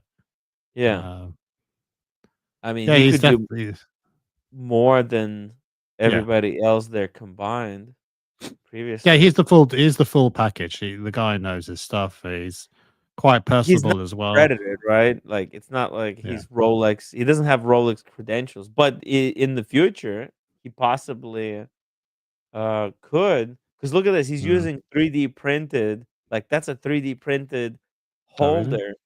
Yeah, you see this? That Okay. red thing and the black. That's a 3D printed kind of a holder for the. So I'm guessing this is he's using this one to assist him in assembling the automatic works for a Rolex Mm. movement. Oh, look at You all know, the. I've assembled a movement. What was it? The Tag Really? Heuer 02. Yeah. So we had a Really? watchmaker come down. It was Uh-huh. a special event for a few guests, Mhm. and we were allowed to disassemble and assemble a TH02 watch movement. Super Wow. cool. Wow. Um, Yeah, I tried putting a balance wheel into a Grand mm. Seiko movement. It didn't go so well. No, I that think we I so irreparably scratched it. yeah, some of us did. You know, we were because there was quite a few of us. There was only a few movements, so we Mhm. took it in turns to do certain bits of it. So I put on the balance wheel. I put on a few other components as well. We had we had the lead watchmaker from the Yeah. repair services in the UK for the LVMH group, and that was a great evening, great event. My wife really enjoyed it as well. She got her hands dirty as well, so it was a great fun. Ooh. Nice. Quagmire, $2 super chat. You never finish ranking GMTs. Just do stainless steel. Giggity. Um, well, my rankings were like this. I said the most powerful GMTs are probably the ones that are factory gem set ones. Um, and then from the factory gem set, then you go down to probably meteorite dial, Pepsi. Then you've got the full gold, probably Guinness full gold, root beer full gold.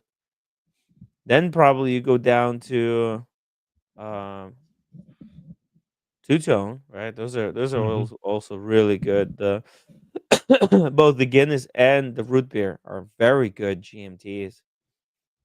And then in steel, there's really no like GMT wise, there's no dogs in GMT collection, right? Okay. It's just it's just whatever. Like I think I would say the left hand drive is the worst one. Now that I've had a chance to wear a left hand drive for a week and a half, I gotta be honest, it is it's not practical for somebody who's a right handed person wearing the left handed watch. Weird experience. I'm not I'm not cool with it. But also look, there's the black. That one is really cool because it's so clean and stylish.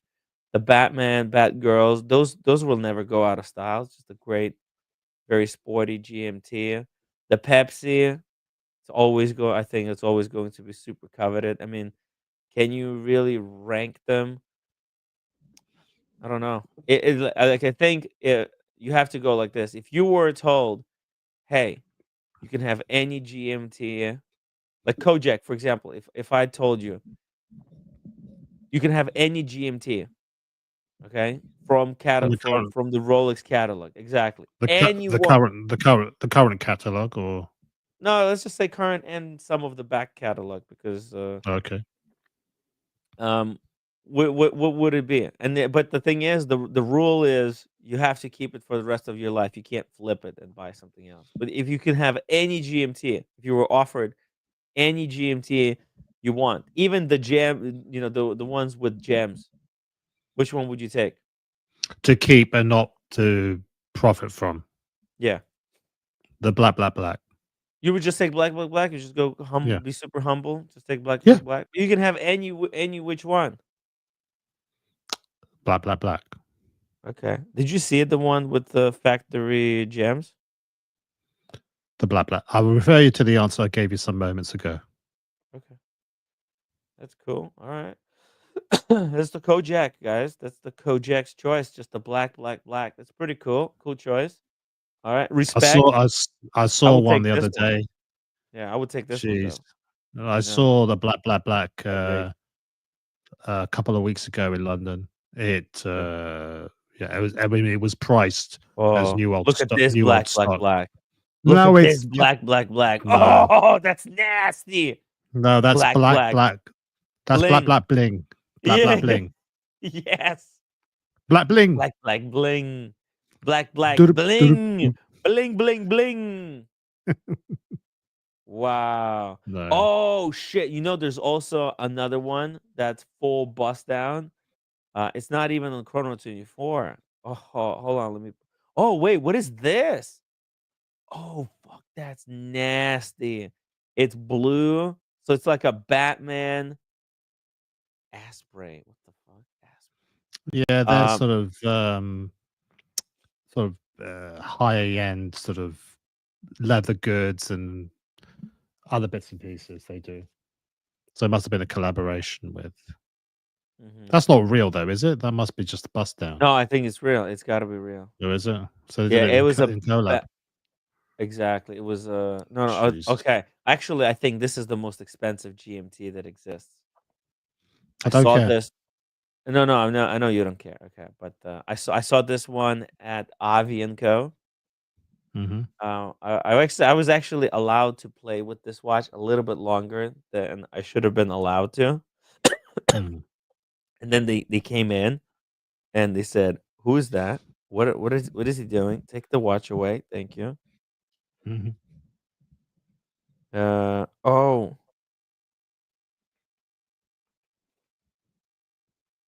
uh,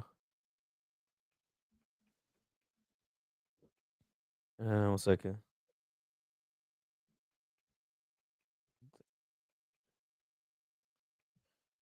Sorry. There's a package that's coming. Yeah, at Avi and Co in LA. Was it LA or was it Miami? I think it's actually Miami. Hold on.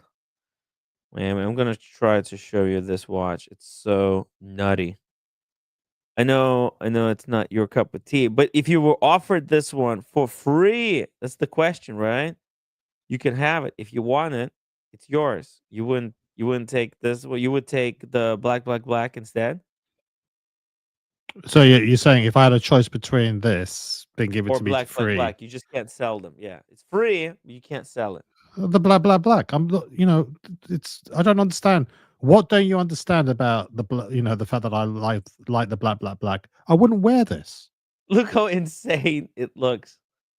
What the hell? It's But nutty. It is so nutty. yeah, Yeah. Okay. Yeah. doesn't It's make any it ridiculous. doesn't make it doesn't make any sense to me. But then Yeah. it's down to personal preference. Personal. It's all down to personal preferences, guys. Yeah. I mean, it's just it's I guess look, because you can't sell it, then it doesn't really matter, right? Which one you're given, right? Because you can't sell it. So if they give you this one, all right. And by the way, they wanted $1 million for this watch, and now a year later, they're trying to sell. Oh, wrist check. That's a legitimate website. They're Oh, is it? selling one for 500,000. Yeah. Yeah. I think you can actually see. Hold on. I think there's a price tag on this watch, and when I flip it, I think you can see the price tag. 1 second. Yeah, it's ridiculous. Look at all the gems. It's But so it's a piece of shit. Look at it again, it's Tim. shitter. Yeah, Look at it again. What is it? garbage. What Garbage. is it? No, It say it. What did I say it was? it was a shiter. It's a piece of shit, isn't it, Tim? It's Say a it. piece of shite. Yeah, you're Well right. done. That's right. That's what it is. That's all it is. It's a piece of shit. Mhm. Move on. Box papers, but there's no price. Sorry, I thought there was price.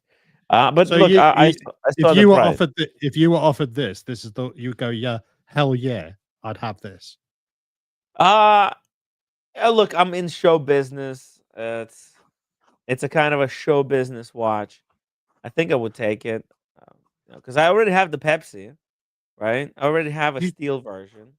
If I was Tim, gonna get this watch, that's the only way I would be able to buy. It's not like I will save up money and will be able to buy this watch in the future. I mean, look, I'm not. I honestly, if I had $500,000, I wouldn't be buying this watch. No shot. But if I was offered this for free, I would take it. I would be like, yeah, got it for free. over a normal looking GMT, you would have this one Because I got the because Pepsi. I would be like, be- yeah, I have a normal looking. I already have one. It's called the okay. Pepsi. I would just get this That's one for those wacky situations. You never know. There's uh sometimes you go to a wacky situation, right? But But just because you are a douchebag doesn't mean you need to look like a douchebag. uh, but look, Quagmire asked me a question. Oh, okay. Wait a second. It was delivered. I have a package that's delivered. Oh Go my on, Tim. god. Go and sort it out. Okay. Come I'll on, drop the link. I'll drop the link. peop- Somebody can yeah. join us on the stream. You can put them up, right? Okay, I'll go get the package. We'll do I have the control. unboxing. All right, let's do that. Let's do an unboxing, Okay. guys. You want me to leave the page on or take it off? Yeah, just leave the page on. I was just going to converse with the chat because I'd Okay, like yeah, to get. converse with the chat. Just go. Just go Oh, away. ER is in the chat. Huge shout out to ER. Timmy, Yeah. diamonds are forever, but I think she doesn't like this watch. Let me see here. She said she doesn't like that one. Fair Yeah. enough. Fair enough. You I'll got to be cons- careful. I wouldn't wear this watch to the Costco. This is not the watch I would wear to the Costco. I think they would chop my arm off for this thing. So yeah. Okay, I'll be right back. Okay. So, people in the chat, please, can you weigh in on this subject? Because I think I'm hitting my head against a brick wall with Timmy here, who thinks that this watch is more appropriate than any other GMT you can imagine. You know, so I think that watch GWW aftermarket or off catalog. I'm assuming it is off catalog. But let's say we've got Baller here. The Tim, this is a crime against aesthetics. Yeah. Newbie says, if I had $500,000 to spend on a shitter watch, I'd probably fund a small war instead on the country that actually has these watches. What else have we got? Wouldn't buy that watch for 80% off. None of us would. I think, Brad Guy, I'd come back to you and say, would you buy it if it was 95% off? So I don't know. And Ray, thanks for giving us an update on his movements. He is sitting on the throne, to be honest. That's great to hear. And Rufus, man of few words, but very accurate and precise. Appreciate the brevity. Rufus says, so anyone else has got any comments to sort of chime in, or welcome to join us on the stream. I don't know how much longer Tim is going to be going on, but I hope everybody is doing well and they're staying safe and staying hydrated between drinks.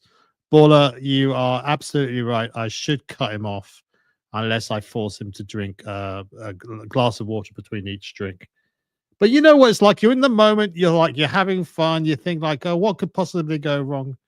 And then before you know it, you're being locked out of your own bedroom and forced to sleep on the sofa. Well, that's Tim. Nothing's wrong on my side. So I hope you guys enjoyed that show last night. A lot of alcohol was consumed. A lot of alcohol was wasted. But we got to taste a few different versions. Who else is on there? Oh my God. ER. We have a super chat from ER. 100 Aussie dollars. Kojak, how does a Singapore sling sound? ER, that is one of my wife's favorite drinks. So I think she said, hell yeah, when you muted the idea of doing a Singapore sling. It's just finding the appropriate sort of week to be able to do it. We got quite a lot of requests that have come in. I think there was a Kamikaze. There was a Long Island iced tea. There was also a Bloody Mary. And the Singapore sling was definitely, I've already noted it on my list of things. And if I can find a few cocktails that sort of surround the Singapore sling, I can maybe do a feature that on a weekend stream. But there may be a week where we just do some odd ones here or there. I think we need to sort of, like, as Tim was saying, we need to tame things down a little bit. Quality over quantity, and the Singapore sling is certainly one we will be doing at some point. You're right, Buller. I'm not my brother's keeper. I'm not Timmy's keeper. I can only give him advice. We can only give him advice. You can lead a donkey to water, but you cannot necessarily force them to drink it. From Ray, respect. And he's also confirming, I just had a movement and it wasn't an ETA. Thank you, Ray, for that update. And ER says, thank you. ER, we aim to please. We will do the Singapore sling. And Dr. Bob Nightmeyer, in true fashion, decides to join, and by suggesting Mai Tai. Tiki drinks, definitely we put it on the list, Dr. Bob. and we will soon we will see we'll see what happens. We have Rufus coming back. Like my martini shaking so much that if the metal shaker almost sticks to your skin. Well, I think there was certainly some interesting shaking techniques last night. I was a little bit concerned for Daniel Katz. I wasn't sure if he was shaking the cocktail or if he was having a seizure, because he seemed to be shaking more than the drink itself. It's my fault because I don't necessarily know what equipment he's got, so I will need to sort of make sure that we set him up for success the next time we do something like this. Kojak. Kojak, just really quickly, I have to go more back again because I can't find the other package. I found one, but I can't find the other one, so I need like 5 more minutes. Okay. Thank you for holding the fort here for me. I really appreciate it. And big shout out to ER. Yeah, Thank Tim. you. Yeah, so we're going to talk about when she comes back. Tim, when you don't end the stream, I hate it when you do that. Don't end the stream by accident. Okay. Just leave. Just leave. Okay. JBB, I think he's referring to the saying that I mentioned. Yeah, a bit of both, I would have thought. Kojak, you should still need to start your own cocktail channel. Well, never say never. I would, even if I did do something like that, I would still come back and say hello and do some cocktails. At the end of the day, guys, I'm not giving you any information that you guys couldn't find out for yourselves. It's all out there. There's plenty of sources of material. There's loads of YouTube channels that have already done most of the stuff I've done. And if you have a little bit of a morbid curiosity, we can go through we can do some recommendations of cocktail websites, YouTube websites, people that do interesting takes on drinks. Rufus mentions the old fashioned. That was also mentioned yesterday, Rufus. So I think I think that might be what we're doing this weekend, the various versions of the old fashioned. But I need to confer with my colleagues to see what they are in the mood for. Bollers confirming that Katz was shaking. I'm not sure the cocktail had anything to do with it, though. That's what I was concerned about. So hopefully, Daniel, I hope you're doing well, sir. I hope show us some sign of life to make sure to allay our concerns about you, because that was a heavy hitting session for somebody that doesn't necessarily like massively alcoholic drinks. Can you rewind the stream, Kojak? I'm waiting for Dingo Dave. No, I can't. I don't have the full power of the internet to do that. Right. So let's go back to this topic or this mythical sort of situation that Tim was describing. You've given the option to choose one from a series of GMTs. Let's stick with the sort of current catalog. Which one are you okay with? Oh, we have Daniel Katz. I'm okay. Yes, brilliant, excellent. Good to see that he is alive and well. But I think he's got the shakes because he didn't just say it once; he said it twice. I think he, he's maybe entered it twice. Double D in the chat as well. Only like massively alcoholic women. Alcoholic massive women or massively alcoholic women, because you need to make sure you get the order of those adjectives in the right way. And Ray is confirming that Katz has 19 lives. He certainly has. It'd be our pleasure, Rufus. It's the old fashioned is certainly on the list of drinks that we want to cover. We were looking at this sort of the top 100 cocktails, and that's certainly one of those. And thank you, Double D, for confirming that it could be either or. So that's or both at the same time, it seems. All right, we have the host with the most back in the driving seat. Timmy, I'm back. You back? I'm back, You're baby. back. Yes. We're back, guys. We're gonna do something really cool right now. I'm Well, back. before I've you got do, an unboxing. before you do that, just so that because you weren't here when ER so generously gave a massive super Woo! super chat. Super And she's chat. asking, she's reminding us actually, because it's not Ooh, the yes. first time she's asked this. How about a Singapore sling? And yes, absolutely. Oh, the drink for next Yes. Sunday. Well, no, it's going to be on the list. It's going to be in the list. So we need to after the Yeah. stream, Tim. We need to Yes. discuss in the chat with Oshin what drinks we're going to do next weekend. And if we're struggling for an idea, I thought Yeah. we'd do some of the recommendations from various people, like Yes. the Bloody Mary, the Singapore Sling, a few ones that have been thrown around. The Long Island iced tea. Yeah. Oh, I have another one. This was so. So I've got two drinks for us. So Singapore Sling, that's one Mhm. to consider. That's requested from ER, and Yeah. also Sex on the Beach. That was another. That was request from another high value supporter of the show. Was it Sex on the? Se- I thought the yeah. Long Island iced tea was Not from for a you high and me to value. have sex on the beach. I think that's called a drink. A drink called Sex on the Beach. Yeah, I know it's a drink, but it was a Sex on the Beach with a Mexican bang or something or other. Was it? Oh, I don't know. I never heard of. Let's see, Sex on the Beach. Oh no, no, Google it.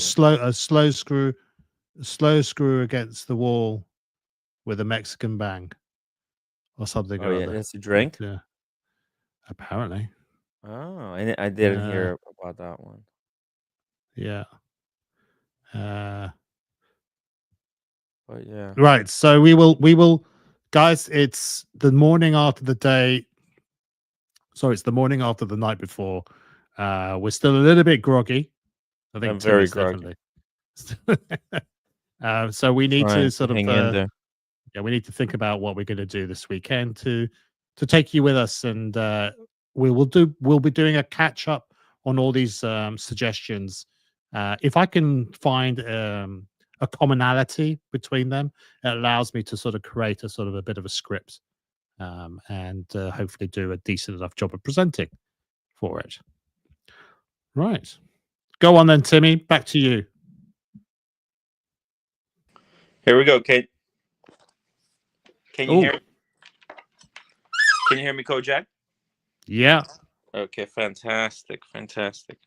Here we go. 1 second. Just the camera. Let me just choose the correct camera. Back triple cam. Here we go.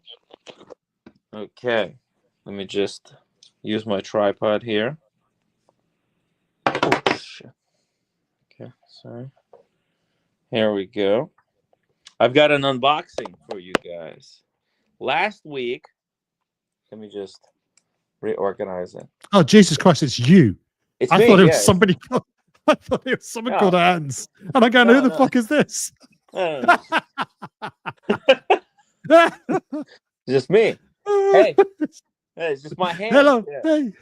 It's Talking Hands. It's talking hands, exactly. Got it. Yeah, it's just hands. We're just talking about hands wristwatches. It's just my hands. As you can see here, I need to work on my cuticles and my nails. Looking good. But last week, you may remember, I put my Tudor Black Bay on this amazing rubber strap. Well, this week, I'm going to surprise you guys. I'm going to take this Tudor Black Bay. I'm going to take it off the rubber and I'm going to put it onto this high quality NATO strap, everybody, to celebrate James Bond. Woo! Yeah. Look at that. Awesome. I'm pretty sure you guys know where that's from. Is that going to be narrower than the distance between this? What's the size of your the gap, the lug, Between the what do you legs call it? on Yeah, on between the the legs. original watch. Yeah. On the original watch, it's 20 mils, from my understanding. And the NATO strap is? I think it's 20. I don't think mine is gonna be a little bit too small. Like what my watch channel did. Yeah, it has to be 16, doesn't it? On needs to be a massive gap. Yeah. He has a massive gap, but I think mine is 20 mil. Okay. So mine's just gonna be a normal.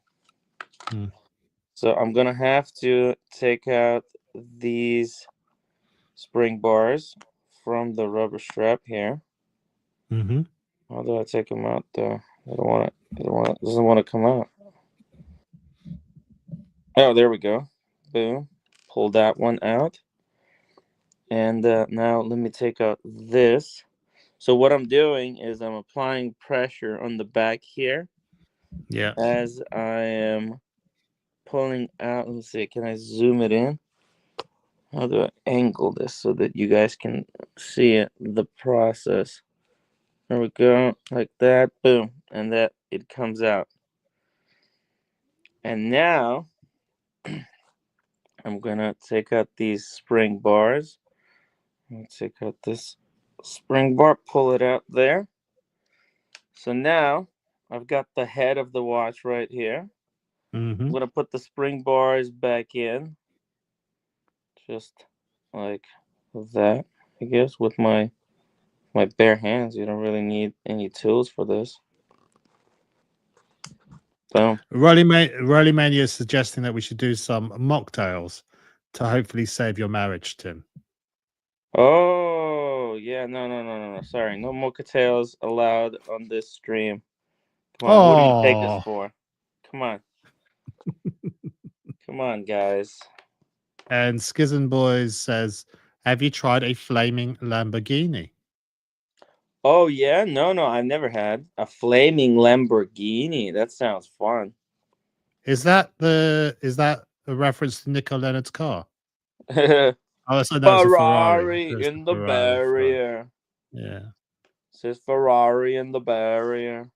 Flaming Lamborghini. Never heard Ferrari, of come that. back! Ferrari, come back! Ferrari, come back. All right. Oh no, you see, mine is a perfect fit.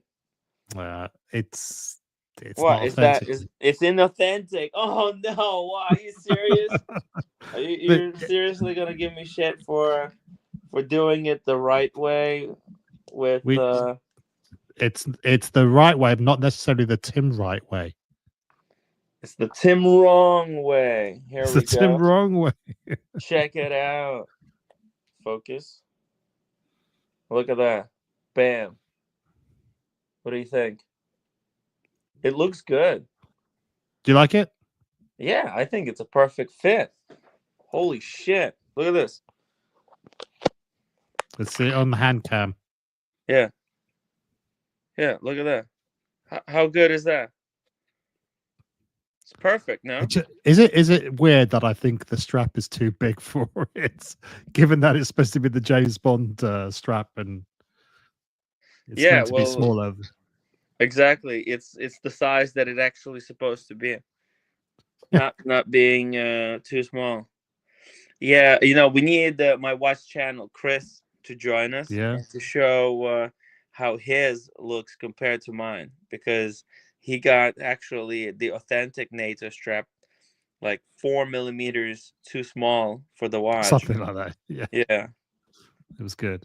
Yeah, guys, let me know in the chat, what do you think about this look? Does that look good, or is that shite? Did you like it more on the rubber strap, or do you like it more on the NATO strap? And would you pay $3,000 for this watch? Let me know in the chat. What do you think, guys? This is a great, actually, because this is a smaller size watch, right? Remember, this is a Black Bay 54, so it's 37 mil case size. All right, it's also authentic size to James Bond. Because James Bond was wearing, vintage Submariner that was 37 mil case size, just like this one. Mm-hmm. So there you go, guys. Bam. That's a pretty cool look, no? It's a good look. Is that your stomach? Yeah, that's my Lovely. stomach going crazy. It's digesting the alcohol. Yeah. Anyways, that's the watch, guys. Thanks for the unboxing and The unboxing. show you appreciate the guys in the chat. Show your appreciation, but making sure you press that upvote button. Smash the upvote, guys. Yeah. Smash the upvote button there. Show your appreciation. Welcome to Tiki Bar. Like that. Oh my word. And yeah, look at that's the Submariner there. Inside.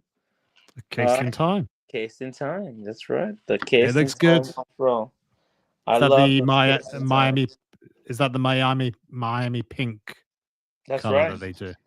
Miami pink color. The Miami pink. Also, we're gonna have an unboxing on the Seiko Saturday. Oh yeah. Okay, let me switch over. Not gonna need that anymore. Let's get rid of the hands then. Let's give it up to hands. They did great job there. Yeah, please come again. Good job, hands. Thank you for joining us tonight. Really appreciate your help. Legend hands. Hands were helpful. Legend. They got the job done. Yeah, and also no freak out this time. If you remember last week, when I changed the watch from the metal bracelet onto the rubber strap, there was a near mental apocalypse. But this time I did it without losing my mind.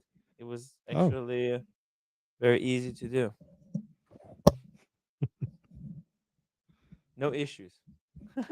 Well, can I suggest that Hans also subscribes to the channel, and also consider upvote and maybe consider becoming a member. Membership would be huge. If Hans became a member, that would do a really, it would be big for the channel, I think.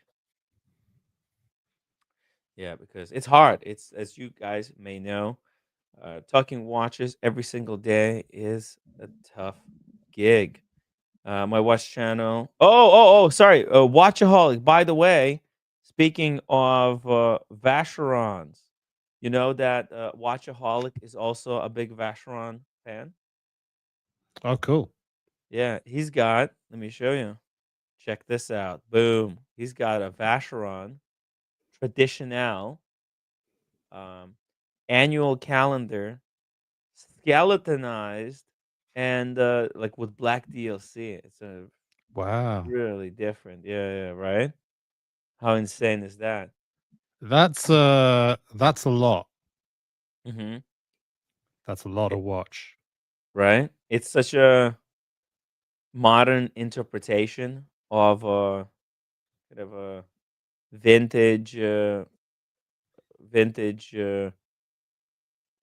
complication. Like annual calendar is such a traditional complication, but it's in this blacked out dial. And you know what? To me, it looks like a smiley face with a mustache, because these are the eyes. You see the here. I'll just draw it for you. If you look here, let me show you. To me, I see eyes. Okay, eyes, and then here it's got a mustache. You see that? And that's like a smiley face. So to me, it's a smiley face with a mustache. Do you also do sketches for the police? And are you available? What did the watch that was stolen look like? It looked like a smiley face with a mustache. Yes. Lucky Charm, $2 super chat. You need to get an Irish itchy sweater and a hat. Okay, thank you. Actually, someday I'm gonna get that sweater Jeez. from Ray Ray. He makes it. Hello, hello, Lucky Charms. Hi, how you doing? Yeah, it's hard. 6538 from Doctor No was on the leather strap. I believe it was Harry. Okay, sorry, maybe I got it wrong. But yeah, it's pretty cool stuff. Yeah, what do you think about this tradition now? Kojak, when are you going to consolidate? Because I was talking to Red Shovel earlier today, and you're not gonna believe what he's doing. You want to see it? You want to see what Red Shovel is doing right now as we speak? Well, we know he's. Sorry, you don't.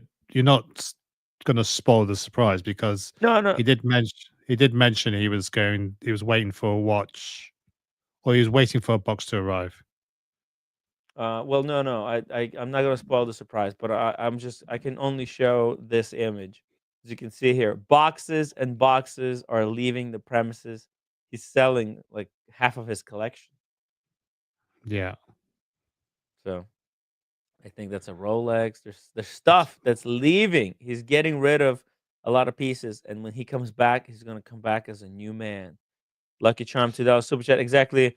Ray Rays are the itchiest. No, I think they're because they're made out of the genuine uh sheep wool. They're not itchy at all. It's the synthetic stuff that's itchy. Why people get the itchy sweaters? Because they think they're getting real wool, but they're getting that a sweater made out of plastic, and that's why it's Mhm. itchy.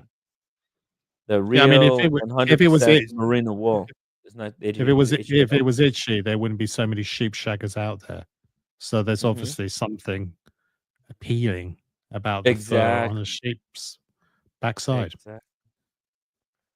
Exactly. Oh my god, So there's hands. Thank you for letting me on the show. Thank you, hands. Yes. I think those are my hands. He screenshotted these. Jesus Christ. You screenshot these hands? The hands. The hands. The hands. The hands. Oh dear God. They're so quick. They're so quick on the draw. Unbelievable. Yeah. Trolls, man. So it looks Well, like there's definitely an Amiga in there, and it looks like a Speedmaster might be in there as well. I don't know which one. There's a Rolex box in there. Yes, Bala. Red Shovel is consolidating significantly. All shedders must go. He's getting rid of all the garbage and probably putting them together into one big FU piece. Maybe a 36 mil day date. I don't know yet, but I just heard through back channels that there's massive consolidation underway. I think Kojak, you should do it as well. I'm gonna be doing Oh a yeah, consolidation soon as well. I'm working it's on the happening. left-hand drive videos that I'm gonna pump out, state of the collection, and then everything must go. I'm getting rid of like 12 pieces, I think. Uh, can you bring up Dave's comment? It's Yeah, like Dave. the last one. One U-boat is half of Red's collection. Just like Kojak's collection is 99% Monaco's. Jesus. Everything must go, guys. I think everything must go. It's time for a clean slate, and really need to scrutinize and go. You don't need three of the same style of watch. You know, here we are. We criticize Daniel Katz when he wants to buy multiple Hebrings or multiple Mings or multiple whatever, and we should follow our own advice. You know, what really are you gaining by having multiple versions of the same watch?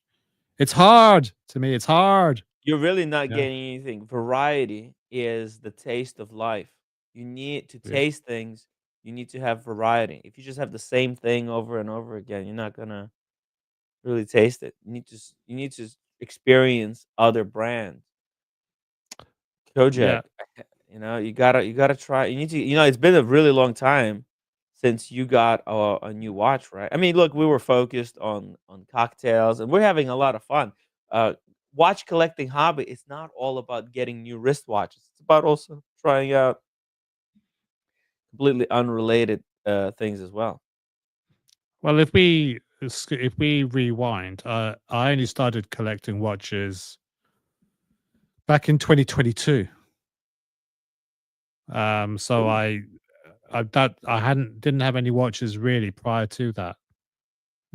So it was really I was like like a kid in a Yeah, candy store, and I just said like, yeah. "Oh, I like that. I gotta have that. Gotta have that. Gotta have that. Gotta have that. Gotta have that." Because I foolishly thought I wasn't spending that much money by spending, 6, 7,000 on a watch. But You when you thought they have held 20, their value and only going up as no, well. That's no, correct. anyone who thought they were buying a non Rolex watch, thinking that they would retain its value, needs to have their head examined. Delusional But fantasies.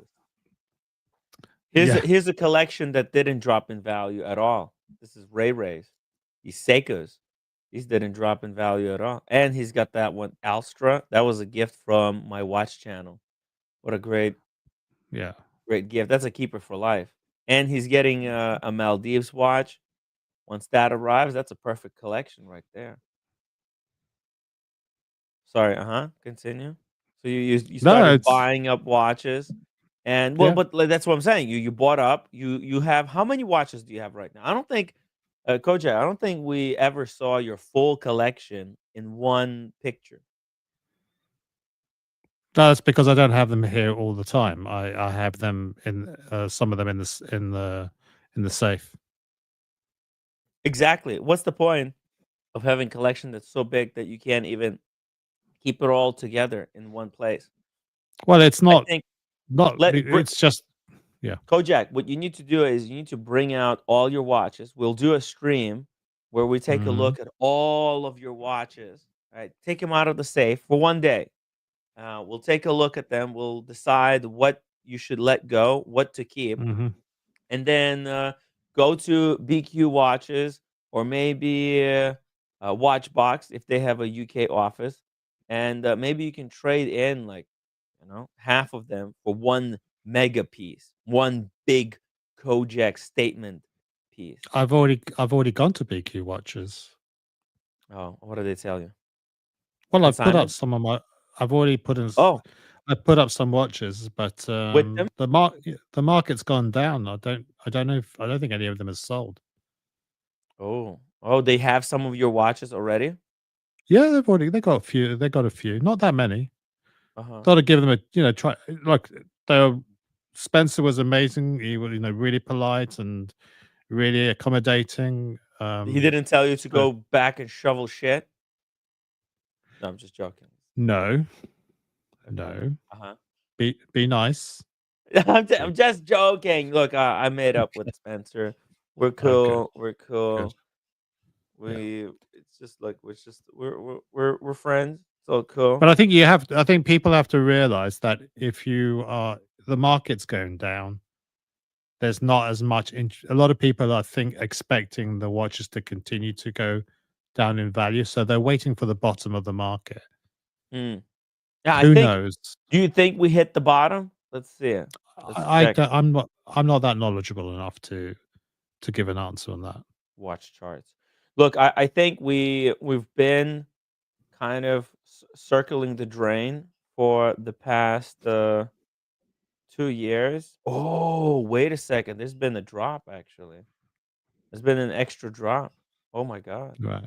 I think it's gonna I keep think dropping.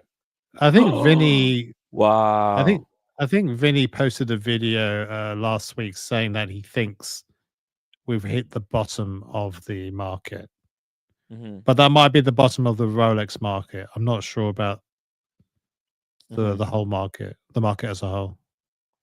Wow, look at this. Rolex has dropped by 5% this year. Here's the Rolex. Look, I mean, Rolex has been very steady for in 2023. It dropped, but not not that much. But it's still dropping. It's continuing to slowly Mm. drop. As you can see here, since 2000. Ooh, 2003. Dropped by Can we 2000. ban Dr. Bob's Nightmare? Dr. Bob's Nightmare. Keeps on picking on me. Are you going to sell the Monacos and get a Cubidus? No. If I was, I've already mentioned this before, but I'm looking to get the Vacheron Constantin overseas. Blue lacquered. Oh, yeah. You could do that easily. You could trade in 2 Monacos and 2 Omegas for the overseas. Yeah, but it's getting it. So I've got, I'm trying to get it through the AD because I just want to have it new. I don't think it makes.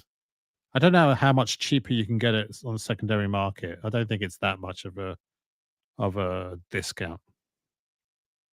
I'm just talking about the time only version.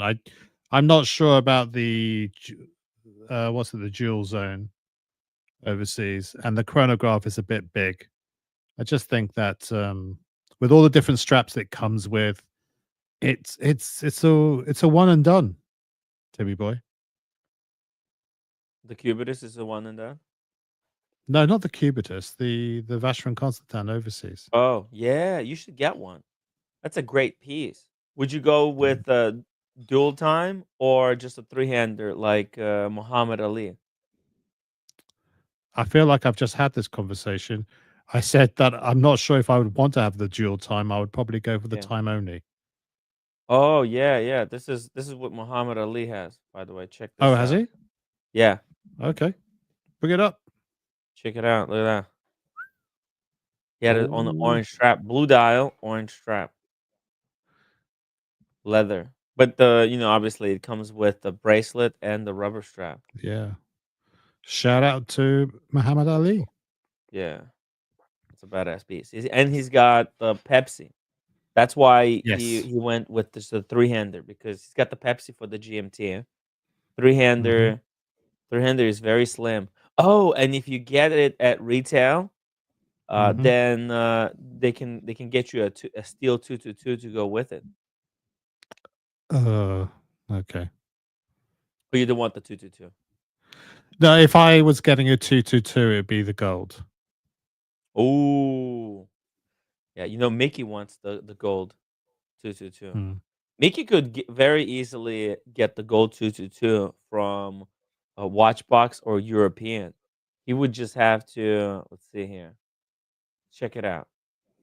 So check this out. This is Mickey's collection right here, right? I really do think that if I had to choose one maison, I think Vacheron Constantin would hit a lot of what I want from a watch because they have the historic releases, like the 1921. They got the 222. They got the overseas, which is the modern one. Money being notwithstanding, I'd quite happily just exist in the Vacheron Constantin space. That is until I have to service the watch or have it repaired because I'm not sure how resilient they are. And it's Richemont, isn't it? Richemont Group is Vacheron. Vacheron, that's right. It is. Yeah. So you think it would be? Yeah. They're pretty independent. I don't think Richemont tells Vacheron what to do that much. Maybe they just suggested to them that, hey, you guys need to bring the 222 back. But I don't know if they need to micromanage them very much. The steel. Yeah, I think the steel 222.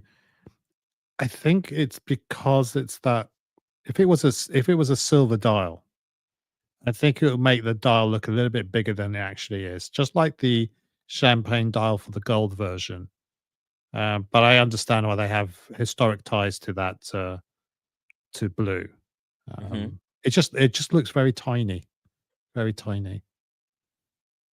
Whereas the gold seems to just flow. It just seems to extend out from the bezel to the bracelet. It's tonal, whereas you have this more contrasty look between the stainless steel and the blue, and it makes the dial look smaller. Just looks a little odd to me. Mm-hmm. Let me see. I think I tried it on because Cars and Oh yeah. Chrono has it. Oh, cool. So yeah. It's great watch. Let me see here. I have Wonderful. oh Let's have a look then, I don't Timmy. have a I have a oh yes, I do have a video here. Here's a okay, I don't have a video of it on my wrist. Let me see. Or maybe I Okay. do. Second. It's just a second here. I have it on Sean's wrist. All right. Okay. So I have it on Sean's wrist. Maybe that's okay. Let me see. Just one more picture because maybe I have it on my wrist. No, it doesn't look like I have it. Oh shit! But you know what I have? Yo, whoa. Sclerosis Sorry of the about that. liver. Sorry about that. No, sclerosis of the liver. Okay, so check this out. So here's the Vacheron. So we could try to figure out which watches is it worth trading for the Vacheron 222. Here's the gold one. Here's the solid gold. Oh, look at Clear. look at that. Yeah. Look how slim that is as well. I'm really sorry. I would have that watch over any Yeah. day date. Yeah, it's more classy than the Day Date. You know, it's just the Day Date is very generic, and this is a 37 mil watch as well. So Mm, it's cool. It's really wearable, like a Day Date, but it's not yeah, 36, right? It's just slightly bigger. It's 37 mil. Let's see. yeah. So check this out. Here's this is on Sean's wrist. Boom, right there. I think it's Sean. Yeah, look at that. Right? Well, Oh, who am I thinking? We can definitely rule out you. It's not definitely not your wrist. No, it's not mine. I think it's Yeah, Sean. yeah. Pretty Looks sure. amazing. This was actually from the Las Vegas meetup, Oh the yeah. first watch community meetup in Las Vegas. Look at that.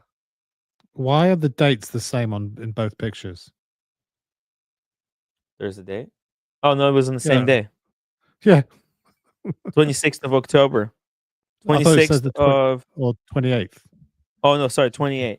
Yes, it was 28th of October 2022 when the watch market Okay. was going up.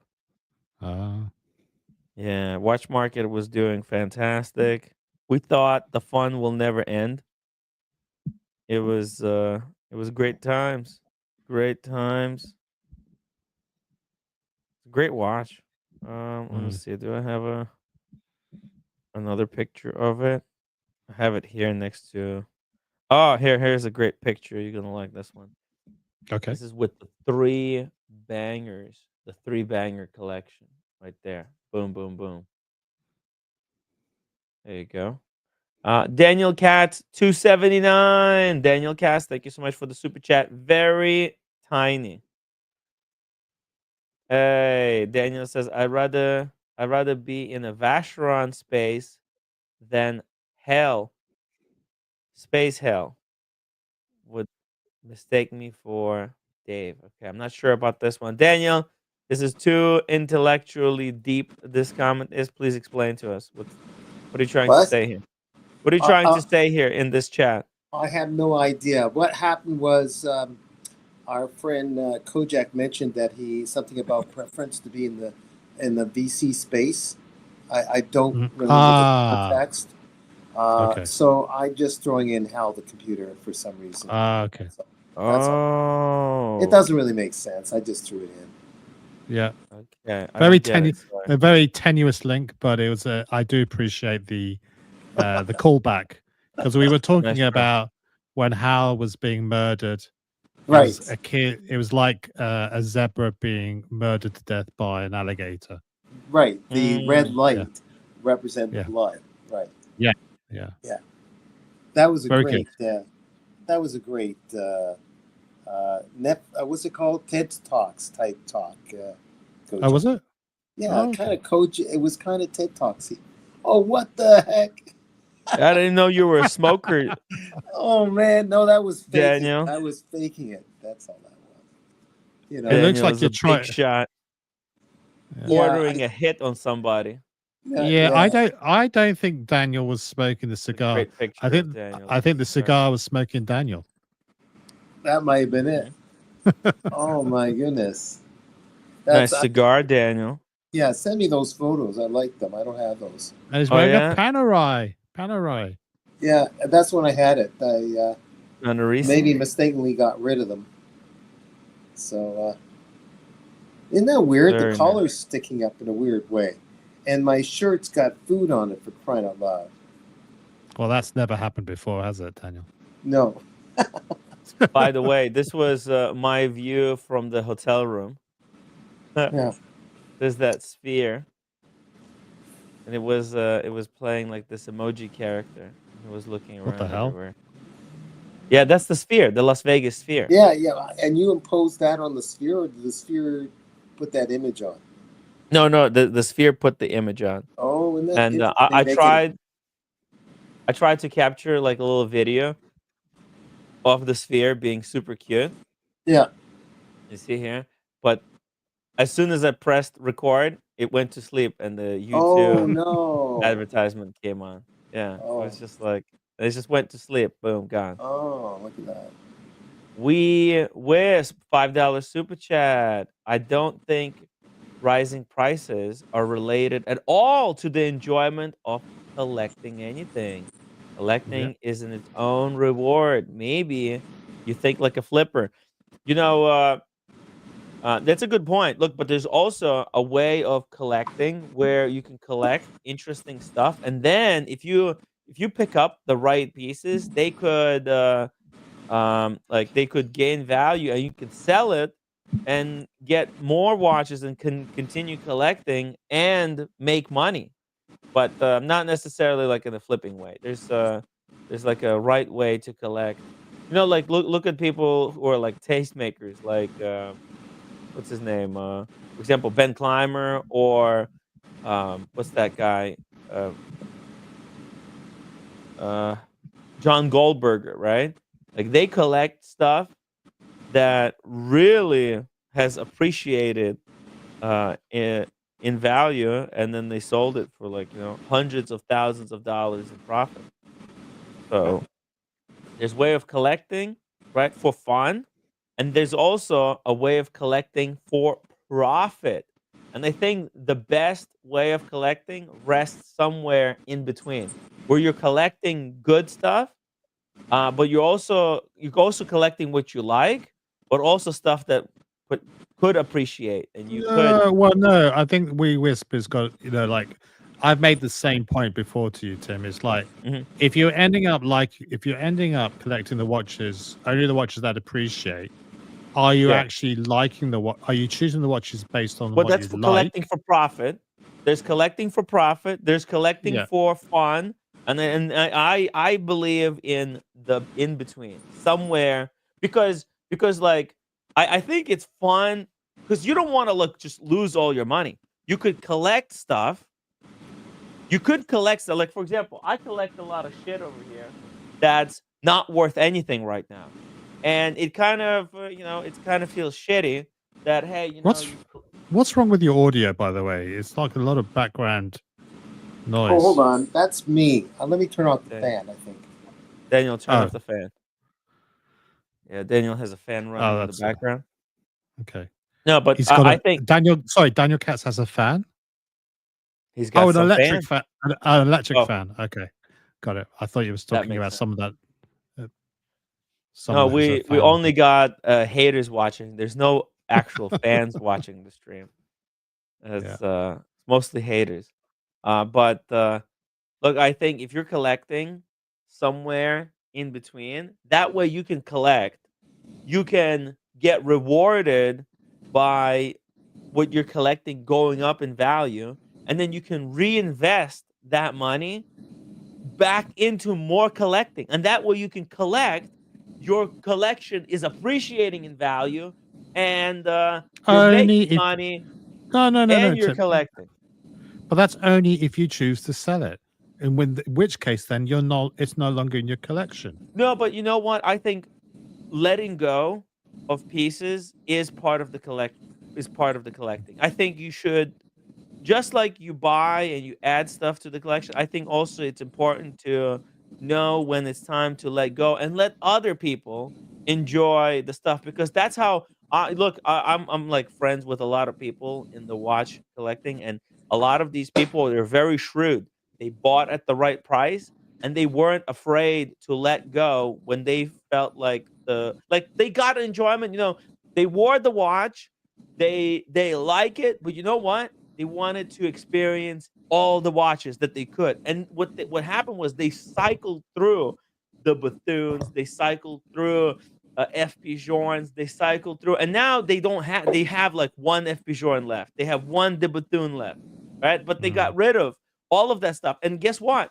Now that stuff is depreciating by really a lot. But what they were able to get in, try out FP Journe, have it on the wrist for 6 months, and then you know what? They let it go. They're like, okay, look, tried it, not my cup of tea, and then eventually put that money into blue chip Pateks. Bitcoin. Not Bitcoin, no. Okay.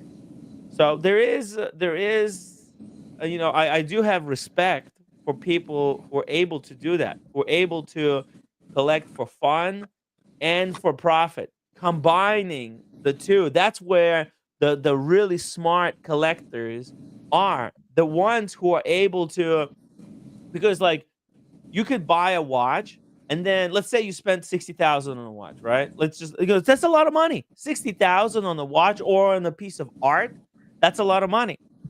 You're building your portfolio, right? So you have this art piece, you have this couple of watches, you can have some wine, and then if you see the stuff losing value, why should you keep it?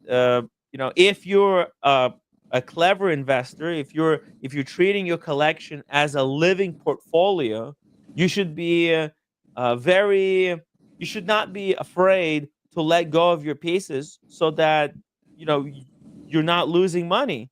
Um, because look, your collection is going to be worth something. I mean, look what happened to some of those people who were collecting My Cabbage Patch collection, Kids. my my Those collection's worth those toys.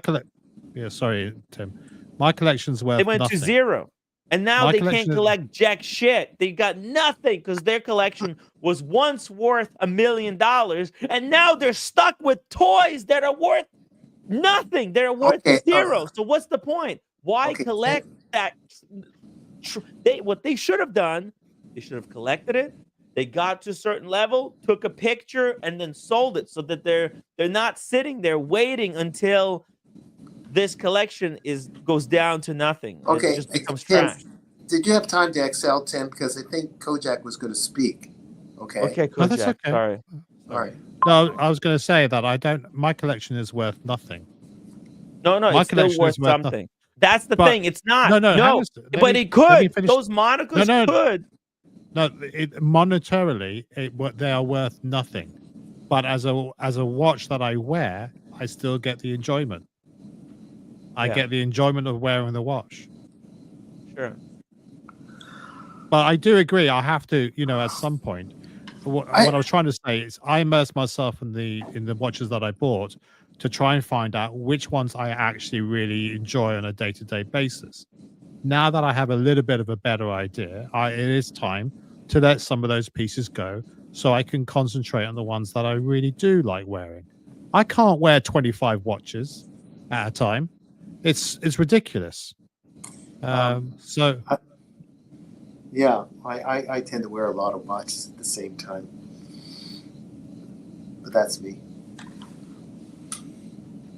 Yeah, I know. Yeah. What happened? Everything went silent.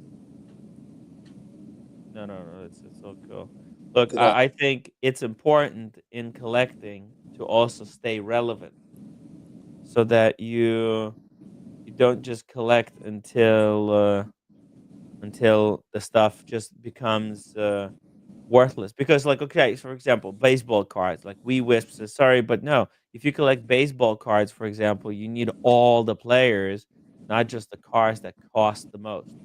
Okay, but also, um, there's different ways of collecting, right? Like right now, everybody's collecting Pokemon cards, right? That's where majority of people are going, right? You could collect um card games that are out of style. There's certain um the different collectible cards go in and out of style. So you could get value right now by collecting cards that nobody else is collecting, right? You can get really good value. You can build an entire collection of some card game very quickly that nobody's collecting. But if so, now you're talking about collecting hype versus collecting non-hype. For example, this is what Mike Nouveau did, right? Mike Nouveau got started buying up tiny little Cartier and Patek watches when the trend was big watches. So he bought up very cheap, and now, and then he spooked it really hard, and now that stuff is worth, starting to pick up steam and cost quite a bit of money. Those small watches. So sometimes you could chase hype. Like right now, chasing Royal Oaks is not a good. It's not a good investment. Because they're depreciating. They're every day. Royal Oaks cost less than they cost the day before. So why would you be? I mean, you could collect Royal Oaks, but that's not a smart thing to collect right now. It's best to just wait and see when the Royal Oaks stop dropping in value, and then buy it. Tim, what? No, sorry. If you like the Royal Oak, you buy the Royal Oak. The only decision you need to make is: do you buy it from an AD or do you buy it on the grey market? If you're buying on the grey market because it's less than the AD, you might delay your decision for a little bit longer if you think the price is going to go down. But if you like the watch, you buy the bloody watch. It does.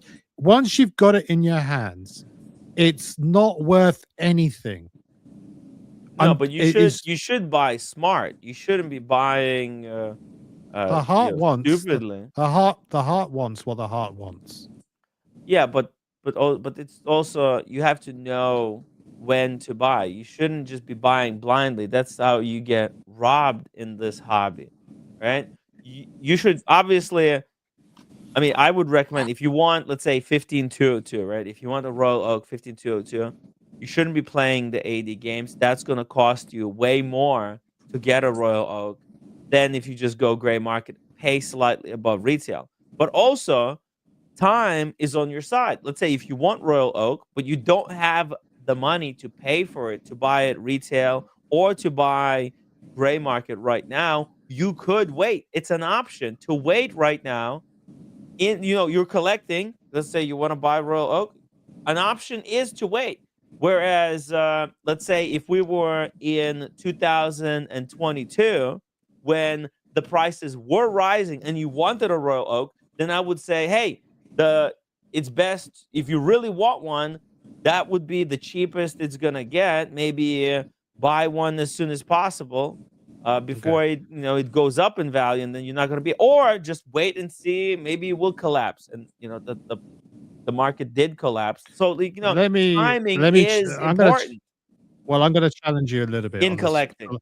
I'm going to challenge you a little bit on this philosophy because yes, I agree. If you really want a watch which you can't buy from the AD, it's going to cost you $500,000 just to get the option to purchase it, to get the allocation. Sorry, Daniel, can you just mute your microphone? It's like the fan is really buffeting. If you're gonna buy it from the AD, that's going to cost you $500,000 just to get the allocation. I agree. Go to the whatever.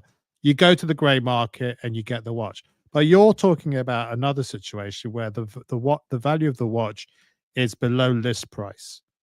You, as a communist, as some people might call you, would Marxist. You would love to have a watch that you bought under list price, knowing full well that somebody lost money on that watch. No, no. What I am is I want to inform the buyers, okay, when they're buying, okay, because I think knowing the market could dictate whether you should buy that watch now or later, and if it's worth waiting, or if you should just be buying right now. Because, for example, let's say it's You're September treating you're 2021. treating it as an asset class, and you know Well, we've no, always put no, it is we've an always put asset. It down is an asset. Well, like look, Waco said that, and we took the fucking piss out of him for saying that. Now there may be some truth, but we're supposed to be watch enthusiasts. It's irrespective of the market. It's sure we can make decisions to say, is it really wise to buy a watch that's going to be discontinued or is about to be introduced? They're going to come up with a thinner version of a Tudor watch or whatever. Fine. But if you like a watch, you buy the watch and you live with the watch, irrespective of whether it's going to halve in value or lose 10% or well, appreciate. what if I were to tell you that this watch that you really want to buy is going to be twice as expensive in 10 years than it is now? Then you That put will in your inform your decision whether you should no, buy now or no, later. no. It would Yes, influence it your will. it would no. If you Versus weren't if I considering told you it's going to be twice as cheap. If I told that, you, let's say if we are in September 2021, right, and the AP is going up in value, and you say, "Well, Tim, I really want to buy Royal Oak. Should I buy it? Should I buy it right now?" And the watch market is going up, but let's say I'm suspicious, and I'm thinking, you know what? Maybe it's going to be going up for the next 2 years, and then it's going to drop in value. Maybe it's best to not buy Royal Oak right now because it's a watch that's that's that's volatile. It's going up, but then in the future it might drop. Like, I don't know. If it's in 2001, maybe I would tell you, hey, listen, this watch is going up in value every single day. It's best to buy as soon as possible and not wait 1 year and then have to buy it. So, for example, let's say you want to buy a watch. It's 25K right now, right? You come to me and you say, hey, Tim, should I buy this watch? And I say, well, I don't know. Look, it's going up in value. And then let's say you wait 1 year, and now you come to me and you say, well, Tim, look, I fucking listened to you, you idiot, right? And now the watch that I wanted to buy is 50K. And when I came to you, I could have bought it for 25. I don't know why I listened to you. And then you go and you buy it for 50K. And then a year later, that same watch goes down to 25K. Okay. And now you come back to me and you say, well, you know what, Tim, you were right. I should have not have bought the watch. I should have just waited and bought it now that the value of the watch dropped. Because I think, look, you might like the watch or you might hate the watch or whatever. I think knowing the market can tell you when is the best time to watch. Now, if you're buying it for a special occasion, let's say it's your 50th birthday, then okay, it doesn't fucking matter. All right. But if you're just you just like the watch and you want to have it someday, but you don't have a date set in mind, then I think it is beneficial to know and understand what's happening around you. Um, That's what there's separates something us from the there, animals. we heard what you said, and I still think Yeah. there's something a little bit wrong with what you said there. It makes sense. It totally makes Okay. sense what you just said. Yeah. When it hits a peak, and someone wants that watch very much, and they, life is short. Maybe they don't want to wait for the perfect time. At that peak, Yes. they go for that at the MSRP because it's the price at the MSRP is the same. But if you're going to go gray market, you have to suffer yourself from the peak. As long as you don't have to buy a bunch of different models before you get the watch, then that's that other game with ADs. But there's a bit of a gray area there. I hear what you just told us. Right. It's the gray area. We Wisp, $2 super chat says that's speculating, not collecting. No. It's collecting. I'm not saying that this guy who wants to buy a watch, that he's buying it to make money on it. There's people who buy watches and then sell them when the price goes up. They buy low, sell high. That's speculating. But if you just came to me and you said, hey, Tim, I really want to buy. If you came to me and you said, I really want to buy a Tag Heuer Formula One, I would say, I would tell you where to buy it, because I don't think that's not the kind of a watch that that the value is going to change much if you Well, buy this it now or 10 years from now. But if you came to me to buy a watch that's volatile, like a Royal Oak 500,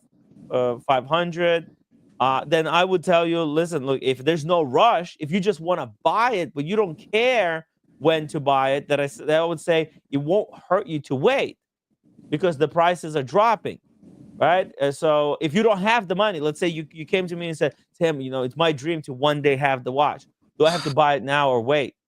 I would say there's no rush, right? But that's all I mean when it comes Well, to the we market. got bigger problems. If people are coming to you and asking you for advice, we got bigger problems. They Right. need to Then be checked in. yeah, of course. They need to check their head. Get your head examined if you're asking me for advice. Yeah, but Yeah. I don't. Okay, fine. I'm trying to. Mhm. No one's purchasing a watch based on sound decisions. At the end of the day, none of us need a watch. Whoa! I We- think collecting, you should be smart. You should be, because that's what gray market dealers hope, that you are just gonna buy things when you're emotional.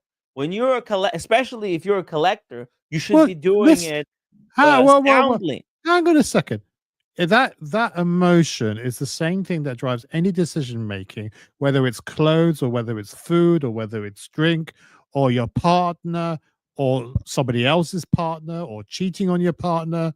A lot of Mhm. partners involved, but it's all based on emotional reaction to something. Just that is a stimuli. You don't sit there going, "Well, I'm going to choose this roommate because I think it's going to appreciate in value. I'm going to ride that person's coattails because they're just about to make the bar and going to make a fuck ton of money by becoming an investment banker or something." No, it's Women emotional. make It's that calculation all the time. Women, when they're um, selecting a partner, um, they're looking for, oh, well, this guy is making 150,000. That guy Oh, is making 100,000. I'm gonna go for the guy. Women make that oh wait, calculation all the hold on, time. hold on. Unfortunately, that is true. But you're putting a sweeping brush on all women, Tim. Of Okay, course, a not yeah. woman all might women want. are gold diggers, but a vast No, no, yeah, that's majority. right, right. And Oh, guys you don't. make the same decision as well. They're like, Oh, oh, this is an Asian girl. I'm a huge fan of Asian girls. I'll go for, if yeah. I have a choice, I'll go for Asian. This is a Caucasian crazy woman. I would rather stay away from those. Guys and Are you still drunk, Tim? Are you still drunk from no, last but night? look. I think people, they make they're very selective when they're making decision I, or which partner you know to what? choose. This is where I'm really disagreeing with you. Hmm. There's a lot of people, lots and lots and lots and lots of people think that way. Of course. And then even the same people that are looking for their soulmate, in a way, I think your roommate is your soulmate. They're looking for He the doesn't think soulmate, but so. hold on, but there's a little bit, they don't want someone to just not help carry weight of running the apartment or the house.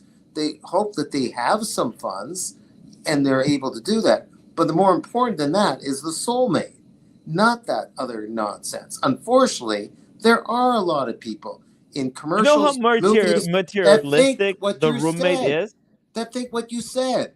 There is, I'm not disagreeing with you, but don't Mhm. make a sweeping brush for everybody. I'm not sweeping brushing everyone. I'm saying, look, I'm saying, I'm not generalizing here. I'm just saying that it That's is exactly what you did. beneficial. No, no, no, no, no, no, no, no, no. Look, I'm not saying you should be buying watches that retain value or go up in value. I'm saying is that you could, you would be better off if you understand the watch market, and if you could get, let's say you want the watch, you want the pilot's watch. Okay, look here, I'll give you a perfect example. Let's say you don't care what watch you want. It has to be a pilot's watch, okay? Actually, you could stand to benefit by buying a pilot's watch from a reputable watch company that it's not going to break down. And if you could also choose a watch brand that might might appreciate in value versus the one that could depreciate, I think you're going to benefit, right? Like, think about it. If there's two people, one person buys a pilot, they both want a pilot's watch, and one buys a pilot's watch that appreciates in value and becomes super collectible, becomes a $500,000 watch down the line, versus someone who buys a fucking shitter pilot's watch that becomes worthless in 50 years. I think you would do your family, or your whatever, yourself a favor if you buy one that appreciates in value. If you don't care, which brand it is, all you care is that it's a pilot's watch.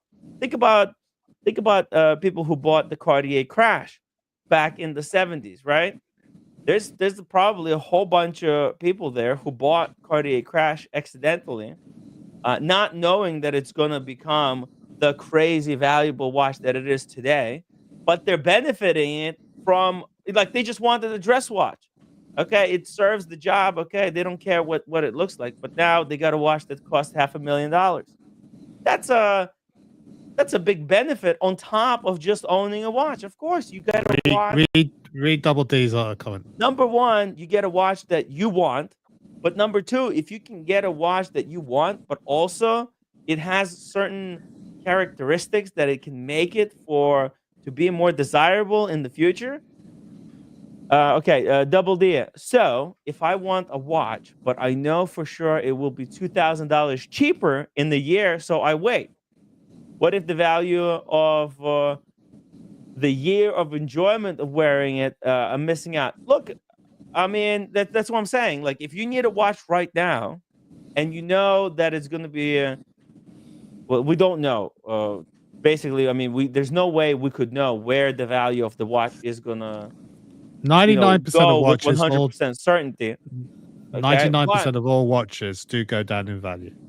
Okay, so I mean, can you put value on enjoyment? Obviously, I mean, you could or you can't, but you make that calculation. It's best to know that calculation, right? Like, for some people, $2,000 is a lot of money, and for them, they might say, "Hey, you know what? Waiting 2 years is actually a good idea.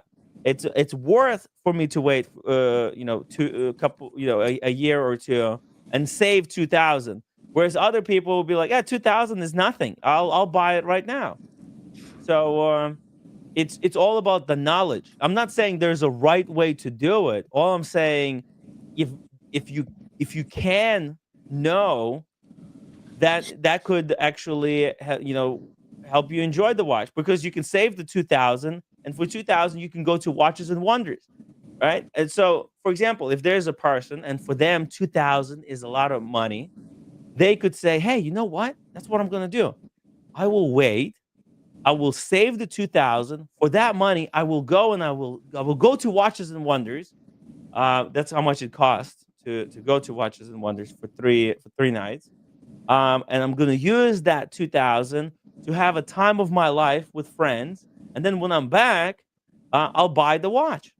Right? There's nothing wrong with that. Well, am I wrong? Well, that might work. Given the choice, people can determine what's best for them: to wait and save the money, or pay the money. Everything, anything is always about delayed gratification.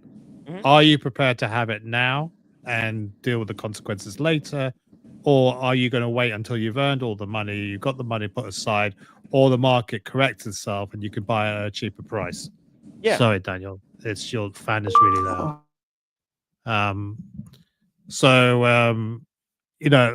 And Double D's point is, well, why wait? If you want to enjoy the watch now, then there is a price to pay.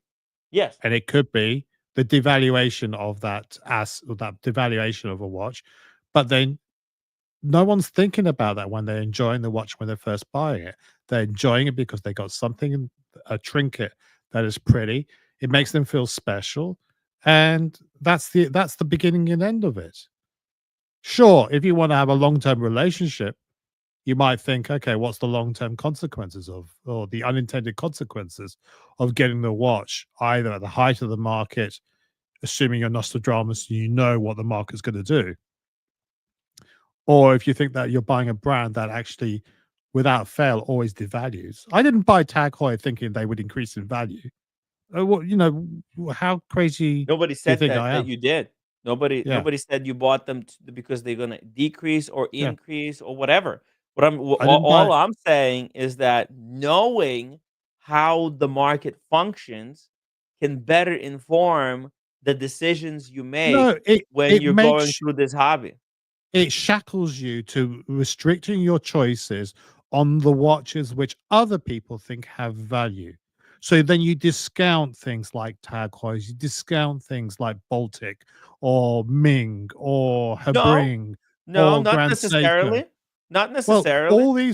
all these watches are devalued like nobody's business. Well, but that's why you could just wait. Like if these things devalue, if you know the Tag Heuers are going to be 50% cheaper in a year's time after they're released, and you're okay with waiting 1 year and then buy used, then that's a way that you can have more Tag Heuers in your collection for the same Mhm. money. Well, Okay, okay, rather so than on just that, buying new. If it's important for you to buy new, then sure, but you know right. that hey, that's the price to pay to collect So new Tag okay, Heuer. so we're talking. You keep on talking about the Monaco, so well, let's go through those ones. Okay, I the didn't say Steve anything Mc about Monaco's. I love Monaco's. no, no, yeah, but you were it's a living example.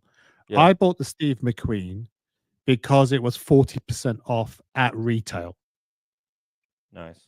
And I knew that no, even if I only got back what I paid for it, assuming I Yeah. don't damage it or anything like that, then it's not going to cost me anything.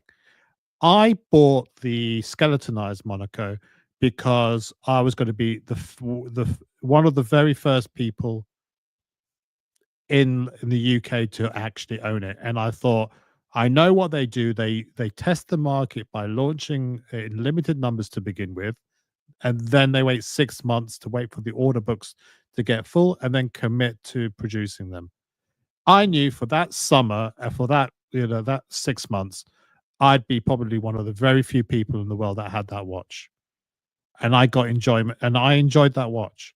But Mhm. I know that watch is worth a lot less now than what I paid for it. So, Mhm. but my purposes for purchasing that watch was different than my Mhm. reasons for purchasing the Steve McQueen. Yeah.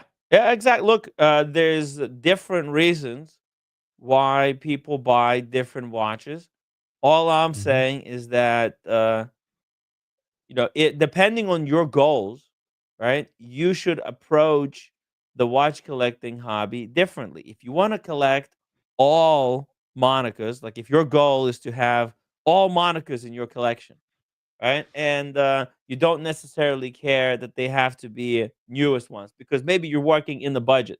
You want to have as many Yeah. Monicas as you can own, right? But you have a $50,000 budget, then maybe the best option for you is to go used because they drop in value. You can pick them up a little bit cheaper used than buying them brand new. You can build bigger collection, right? And also by waiting, not buying right on the release. But if your goal is to have the latest Monaco because you want to wear it at some event, then you got no option uh, other than buying brand new, right? it's all No, it's but all about flexibility. what I'm trying to tell you, Tim, is Mhm. that for each of the Monacos that I purchased, there were Mhm. different circumstances, and I wouldn't have purchased the Steve McQueen because I'd already bought the Dark Lord. I wouldn't have purchased the Steve McQueen because why do I need two Monacos in my watch? But there was a part of me that was regretting having Mhm. purchased the Dark Lord before purchasing the Steve McQueen, the OG. And it was only because it was a Boxing Day sale that had 40% off more than 40% off. I managed to get that for an absolute bargain. Yeah. And I could, okay, fine, I'll give it a Nice. go. And that's it. I don't think I would have purchased that Steve McQueen had it not been 40% off. Now, fast forward half a year or so later, no, it might have been a year later. I was invited to look at the skeletonized one. I was the second or third person to purchase it in the UK. And I looked at it and I said, I have to have it because nobody else is going to have it. This is absolutely crazy watch. It's the closest thing I can get to the only watch, the 2021 Monaco only watch. It's similar style. And I think it looks funky chicken, crazy. And I just want to have a crazy watch. Yeah. I knew that buying that watch wouldn't appreciate. I knew it would devalue, like all Tag Heuers tend to do, by 40%. Yeah. But I got, Double D's point. What price is the enjoyment of actually owning it Right. in the here and now? And different people enjoy different things, right? It's all about knowing what aspect of watch collecting you enjoy the most, and then maximizing that enjoyment. That's all. That's all I'm saying. Daniel, Not do telling you have anything? anybody Let's what get to Daniel. buy. Yeah, Daniel, do you want to contribute as I well? think he Do got you a have phone anything? call. He got a Oh, phone okay. call from his Accountant? lawyer, accountant. Yeah, from his accountant.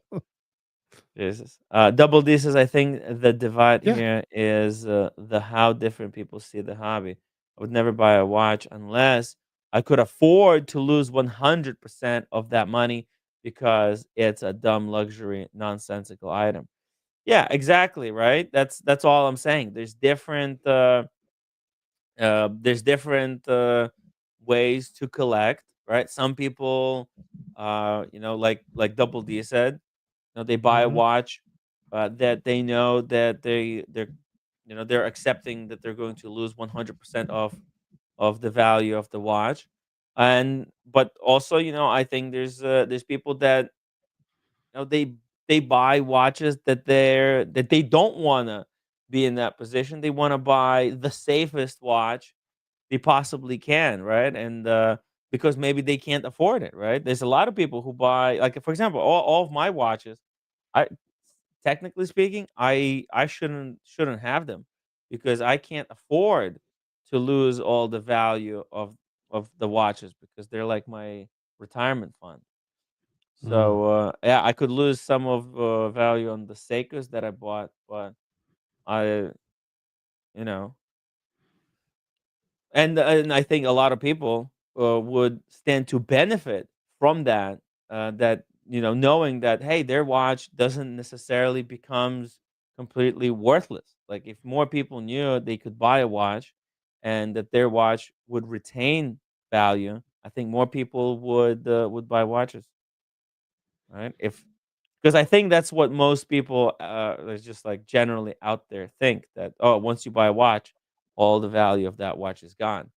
Um, Mm. they're not even considering buying gray market, where majority of the value is already lost because the first person who purchased that watch, maybe they bought it because they were trying to build history with their idea, or who knows for what reason they bought the watch, but they sold it for a fraction of the cost. Like for example, this H Moser here, right? That's 12,000. I think retail for this thing is about 20,000, so it's already lost 8,000 of its value. That's a pretty good deal. So and it's almost like new. So if you wanted this watch, why buy it at retail? If you want to try it out, and you don't necessarily know if you're gonna keep it, right? You just want a pilot, luxury pilot's watch. So and look, I'm just saying that there's many different ways to skin the cat, and you could do it one way, you could do it another way, you could do whatever the fuck you want. Right? Why are you I'm not scaring off? Why are you scaring off Daniel Katz by talking about skinning him? skinning the cat. There's, uh, Daniel, yeah, come back! Cats The come most back. important the most important thing is that you're doing it how the way it brings you pleasure, right?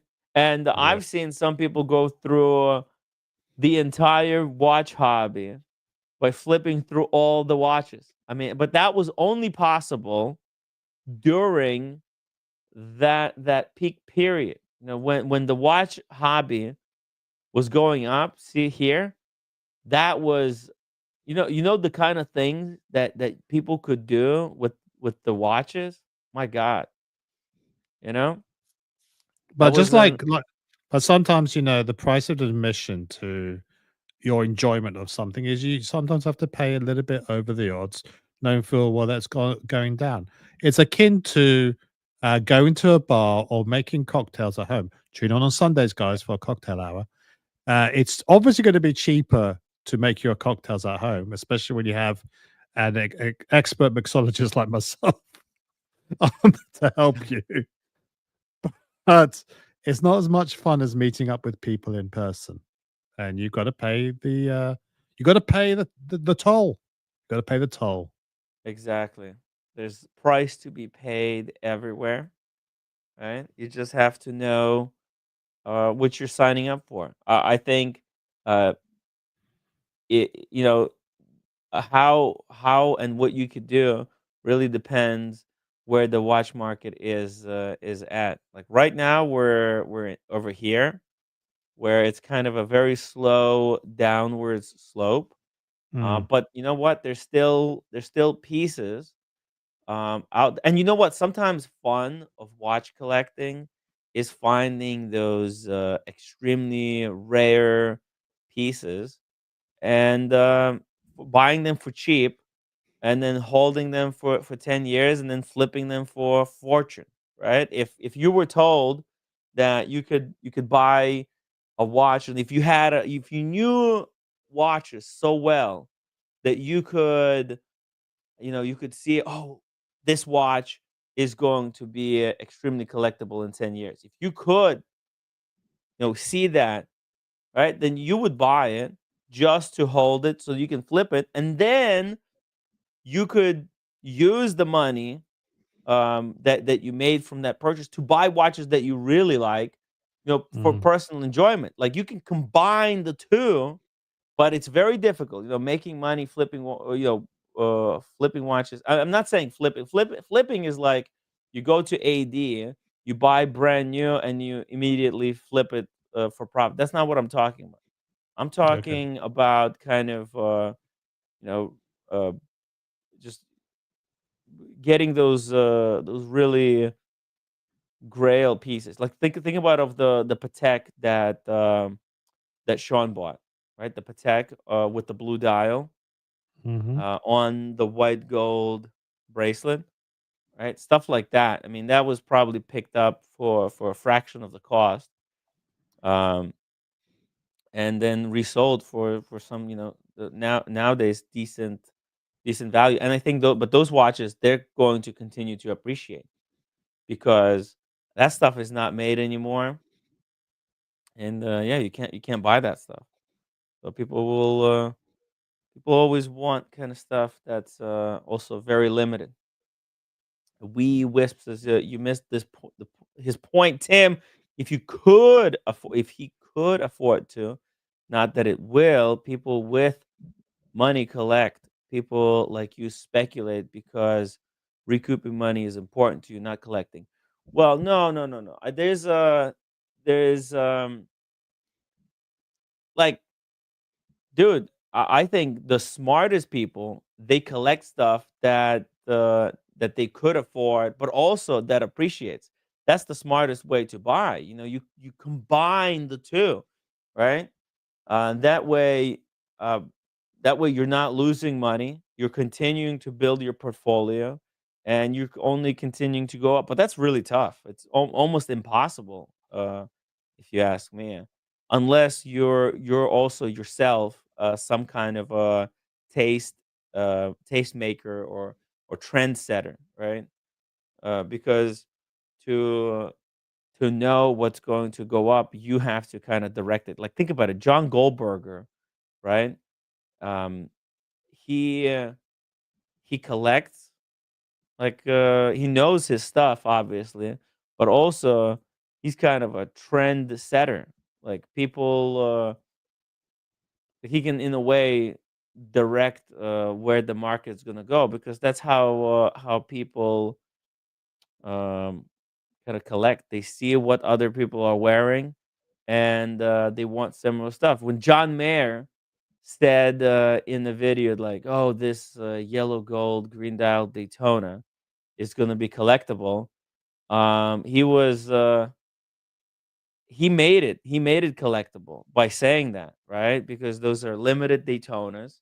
Rolex makes only so many yellow gold, and now they stopped making them. So uh, like that watch is gonna go down kind of in history, right? You don't know.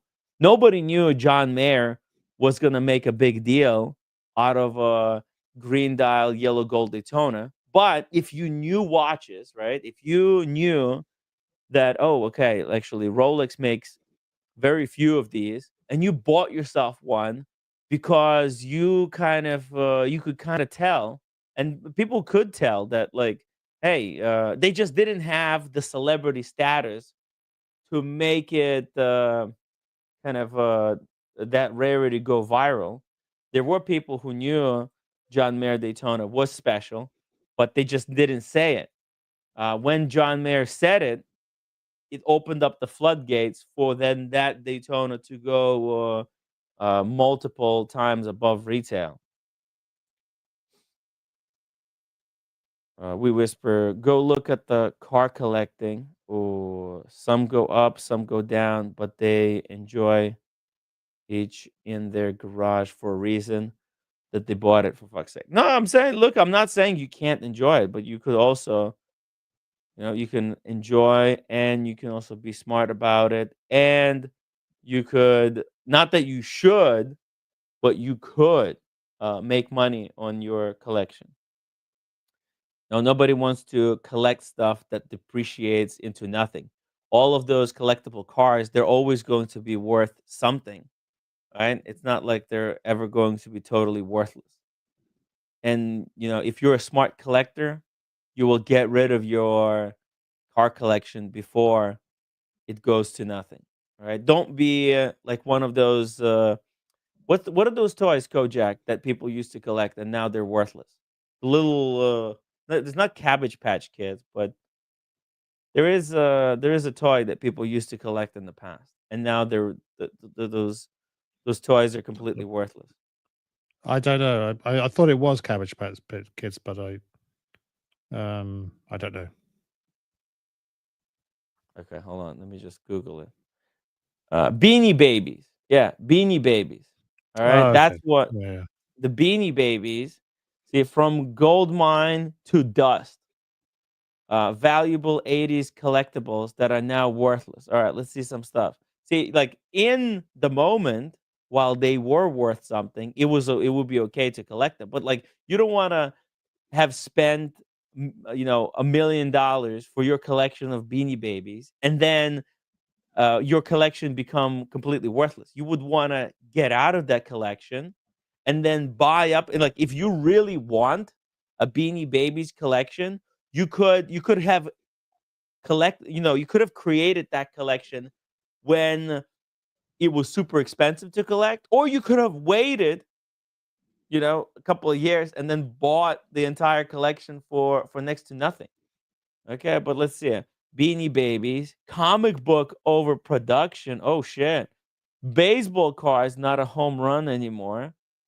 Let's see. Stamps. Stamps used to be a super collectible. I guess people still collect stamps, but Mm. it's not the same, right? So like, look, there's right times to collect, and then there's times to get out of your collection. If you see your collection is very quickly depreciating into nothingness, then it's smart to get out and then buy back when it's at zero, right? It's still like, even if collection is worth nothing, it's still worth having it if you like it, but you shouldn't watch your priceless collection become worthless and just sit on the sidelines. It's smart to get out and then get Mhm. back in. Let's say if you like Beanie Babies, right? And you're in the How 80s, how's your Fubu stock holding coming along? it's dropping again. It went up and now it's at like $3.50 again. So why did you buy Fubu stock when Well, you can exactly. That's what I'm clearly saying. I'm you saying don't can make my clearly see mistake. Don't make my into the mistake. That's what future? I'm saying. Yeah, You, a I'm lot of giving people you would have don't be me. yeah, I'm telling you not to do what I did. a lot of people said that you'd be crazy to buy Fubu stock, but they didn't stop you from buying it. Yeah, exactly. What should have happened when I saw my Fubu stock drop down from $34 to $20, I should have sold it. Should have cut my losses, realized that, you know what? That's no point of holding this garbage. But no, I allowed basically my Fubu stock is just like Beanie Baby. And what I'm saying, it's not pleasant. My collection of Fubu Mm. stocks that I bought is not fun. I could I'm have sorry. bought all these same I'm sorry if shares I'm yeah. I'm sorry if I'm for taking glee out of your misfortune, but it's no, funny. no, you're literally making my point for me that Oh, damn it. Then I bought, oh my God. And welcome everybody to Circular Logic LLC. circularlogicllc.com. Look, I mean, at the end of the day, you could make same mistakes. That's the fun, but also like making Oh, mistakes is always. the fun of the Yeah. collecting. Anyway, Good we're stuff. confusing stock speculation with watch collecting, which is a Mhm. completely different kettle of fish. And I think that was the point that we Wisp was trying to make, is that Mhm. watch collecting and speculation aren't necessarily the same thing. But I think you mentioned that as well. Maybe it should be somewhere in between the two. But the thing about There is this a watch bit of a collecting, over the thing uh-huh. about the watch collecting is that different people sit on different ends of that sort of spectrum. People who just want the watch for the sake of it, and some people that want to use it for speculating and using it as an asset class. And it seems to be like you're sort of like a little bit of the both. Mhm. Yeah, And well, that's like look, that's your personal decision. all I'm saying is that there's no right or wrong way to collecting. There's different ways, and people should know the different ways of collecting. They should Yeah. know history of what they're buying. They shouldn't just be buying stuff blindly and not knowing the value, not knowing that something could appreciate or could depreciate. Knowledge is power. That's all I'm saying. All I will say is that like the opinions of Tim do not necessarily relate to the opinions of Tim Wright and friends. Yeah, yeah. No, It's you don't have to. and friends. You shouldn't. You've- In fact, you shouldn't listen to. Don't do what I do. And like, I think a lot of it's people an would. interesting debate nonetheless. A lot of people can avoid a lot of mistakes if they just don't do what I did in the past. You could save thousands of dollars or make thousands of dollars if they don't make my mistakes. But yeah, anyways, just buy what you like and Yeah. enjoy it. And if you want to build a collection, I mean, and if you got money like Zuckerberg, look at Zuck, right? He doesn't care. He's just buying whatever he likes, I guess. It doesn't matter the price, right? Just whatever watch he likes. But he's Yeah, not I buying was garbage. well, he's not buying garbage, but he's buying essentially he's Googled name me the top 10 watches in the world. Yeah, he just probably went to Watchbox and said, "Let me Yeah. just get top 10 of your most expensive watches you have Yeah. in your safe." And that's what they did. Got some heavy hitters there. I'm pretty sure. I don't know if he has 5990, but he'll probably bust one out sometime soon. It's very easy to hate someone like Zuck. Uh, but I Oh think no, there's a I little don't bit hate him. there's a little bit of envy as well. So like, to No, have no that envy. to have that sort No. of money. In fact, to have in that, fact, I no, I no. I pity being, him. I pity him. He's going. well, He just burnt through the entire watch hobby in 1 week. Like yeah, and you I could. think Sean was making that point yesterday. Is that what Zuck has done? He has forfeited part of the joy of watch collecting, which is the journey. It is Yeah, about it's almost like entering a cheat code in the yeah. video game and getting all of the equipment unlocked in one second. It's like Elon Musk claiming to be a gamer, and then what he Yeah. does, he gets somebody else to build up a character, Right. and then he tries to use the character, And then it and doesn't even he know how can't to actually. use it. It doesn't have to use the mini map. So Yeah, like, it's like me buying a level 200 World of Warcraft character and saying, "No, shut up. I grinded my way through to the Yeah, top level. I did it." And then I don't even know how to play it, how to use all the yeah. settings to play the character. Shout out to Molthred. Shout out to Molthred. Yeah. I should play some World of Warcraft with Molthred. He can get me to the end. He can carry me to all the top level equipment. Well, some might say he's been carrying you for years. Oh, Andrew McQueen. Oh yeah, yeah. This Andrew McQueen says, Tim, check out the price of silver over the last couple of years. What happened to price of silver? Let's see. Price of Let's go 5 years. Oh, the silver relatively stayed the same. Well, it went up from $18 to $30. It's basically doubled. Mhm. 70% increase, but it only increased. Basically, it from 2000 in 2020 it jumped to $27, and then since then it only increased by $3. Well, let's see price of gold. I think gold jumped lately. Let's see. Yeah. Oh wow, gold really jumped. It's 2.7 thousand. Holy shit! It's really going crazy. Let's see it. Let's go for the past 12. Wow, past 12 months. It doubled in past year. Gold is really going crazy. Let's see price.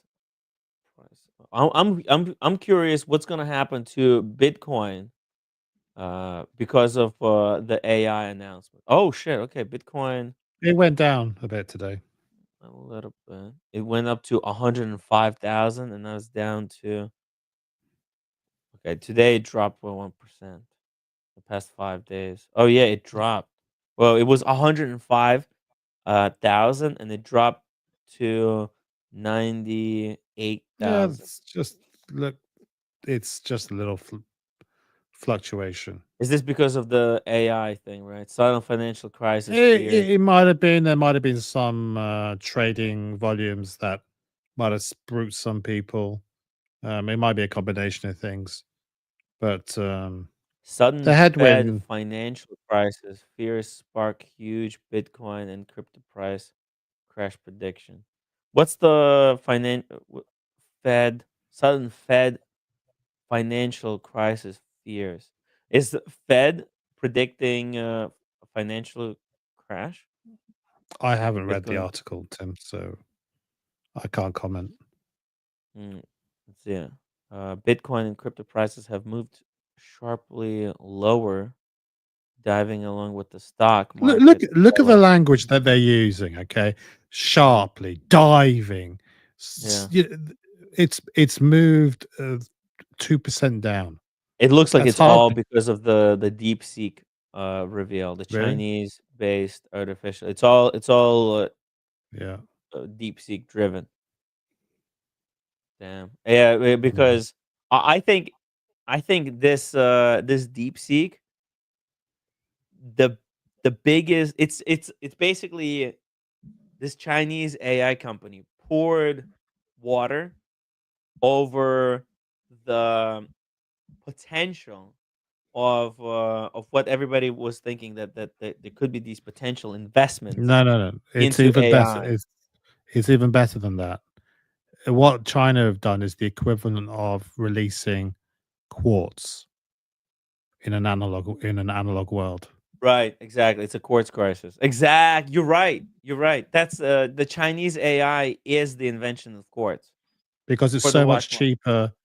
Because you were Yeah. talking about it earlier, like like they only spent 8 million on buying it, versus the 500 billion that Trump is trying to raise to do whatever it is that he wants. Which why spend 500 billion? Why buy an analog watch, a mechanical watch, when you can buy a cheaper quartz watch? We Wisp says A lot of $2 parallels. super chat. Gold is money, currency is debt. No, Yeah. actually, no, I disagree.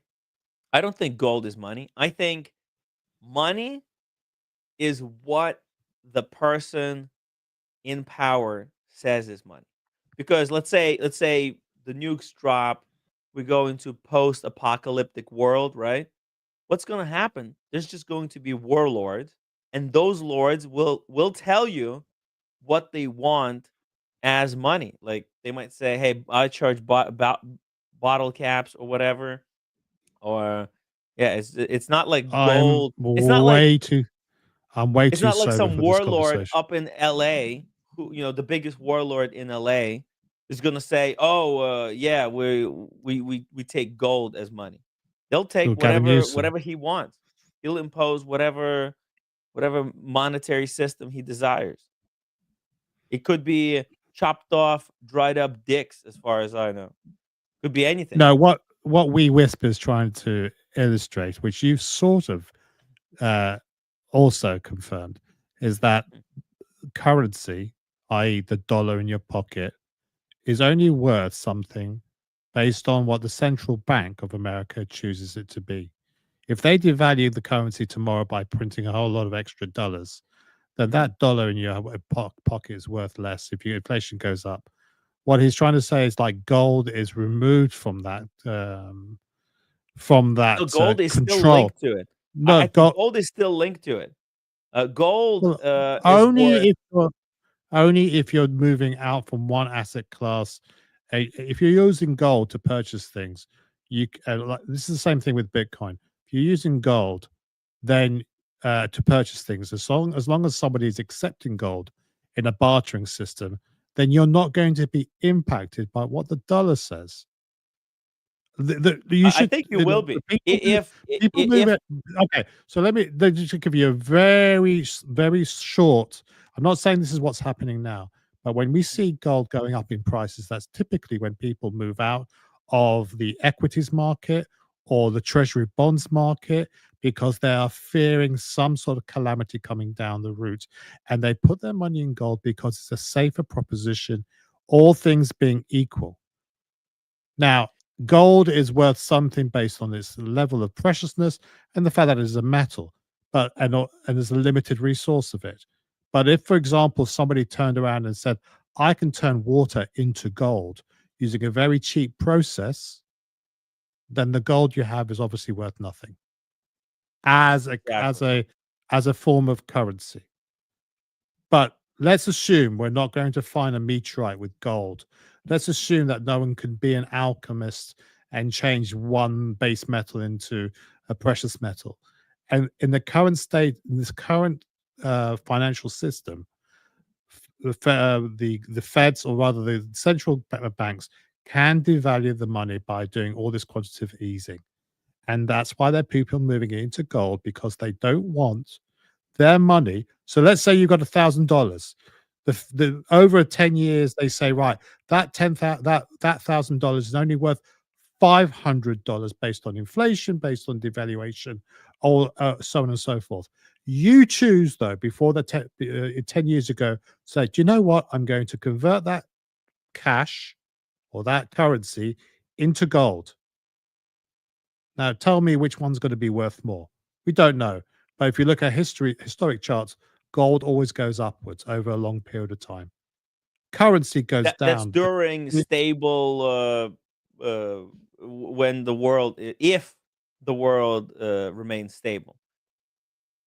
Yes, but we can only, You're talking about during the like this paradigm right now. With all the country, if let's say nukes start flying tomorrow, right? And everything gets reshuffled. Right? Let's say France conquers Europe. We got and let's say that Not all the over my countries. dead body. Well, We you will don't. I never. mean, that's the thing. That's the thing, right? If nukes start flying tomorrow, what's gold is going to be worth?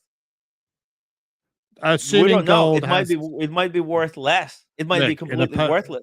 yes, but cash will be Because worth in nothing either. post-apocalyptic world, do you really need gold? What are you going to use gold for? Yeah, but cash is going to be worth nothing. Do you know what's going to be worth Exactly. something Well, in a yeah. Cash post-nuclear is going world? to be worth. It's going to Well, be medicine. It's going to be food. It's going to be water. Those are going to become the asset classes in the future.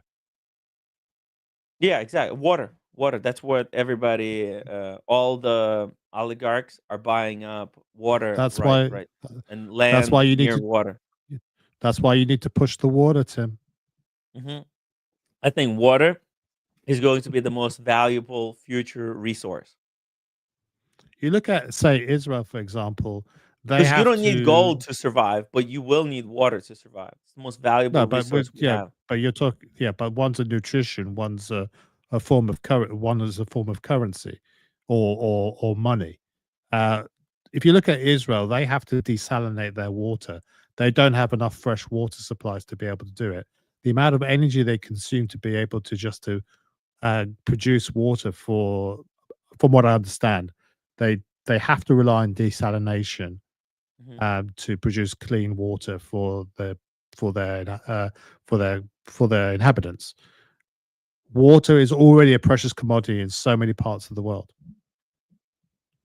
Yes. So after in a nuclear world, what do you think? It's going to be petrol. We've seen this That's what movie. I'm saying. It's Like called it's called Mad Max. gold is not It's really called is not it's gold called is not really worth gold is not really money. It's money as long as this societal paradox exists. But if this societal paradox goes out the window, we don't know what's going to be. Like yeah. gold is good if, like, let's say United States still exists and other countries exist, and you can basically trade in currency into gold, and then you can trade out of gold in a different country.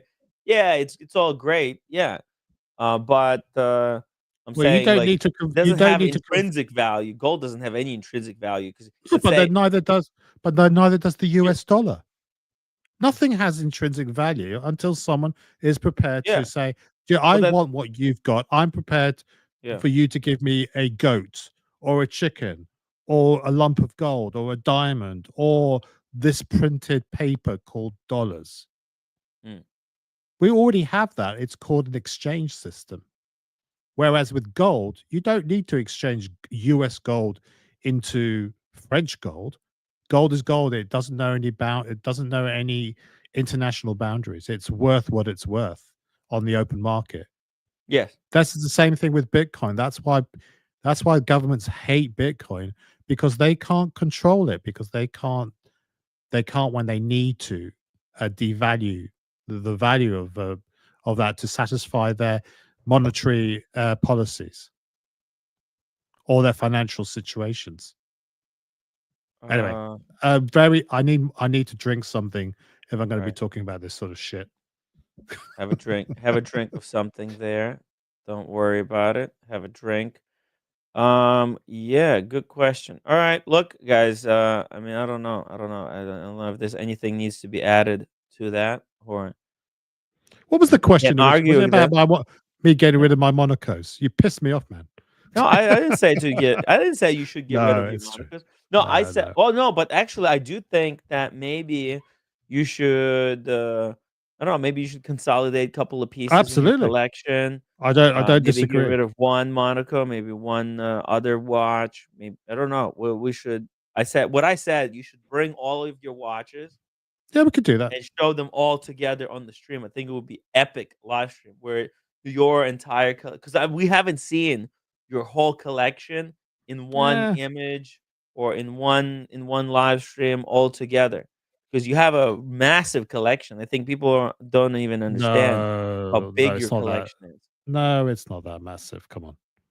It's pretty big. Gadsby, $10 super chat. Thank you so much, Gadsby. He says, "Hey Tim, glad to see you are recovered from yesterday."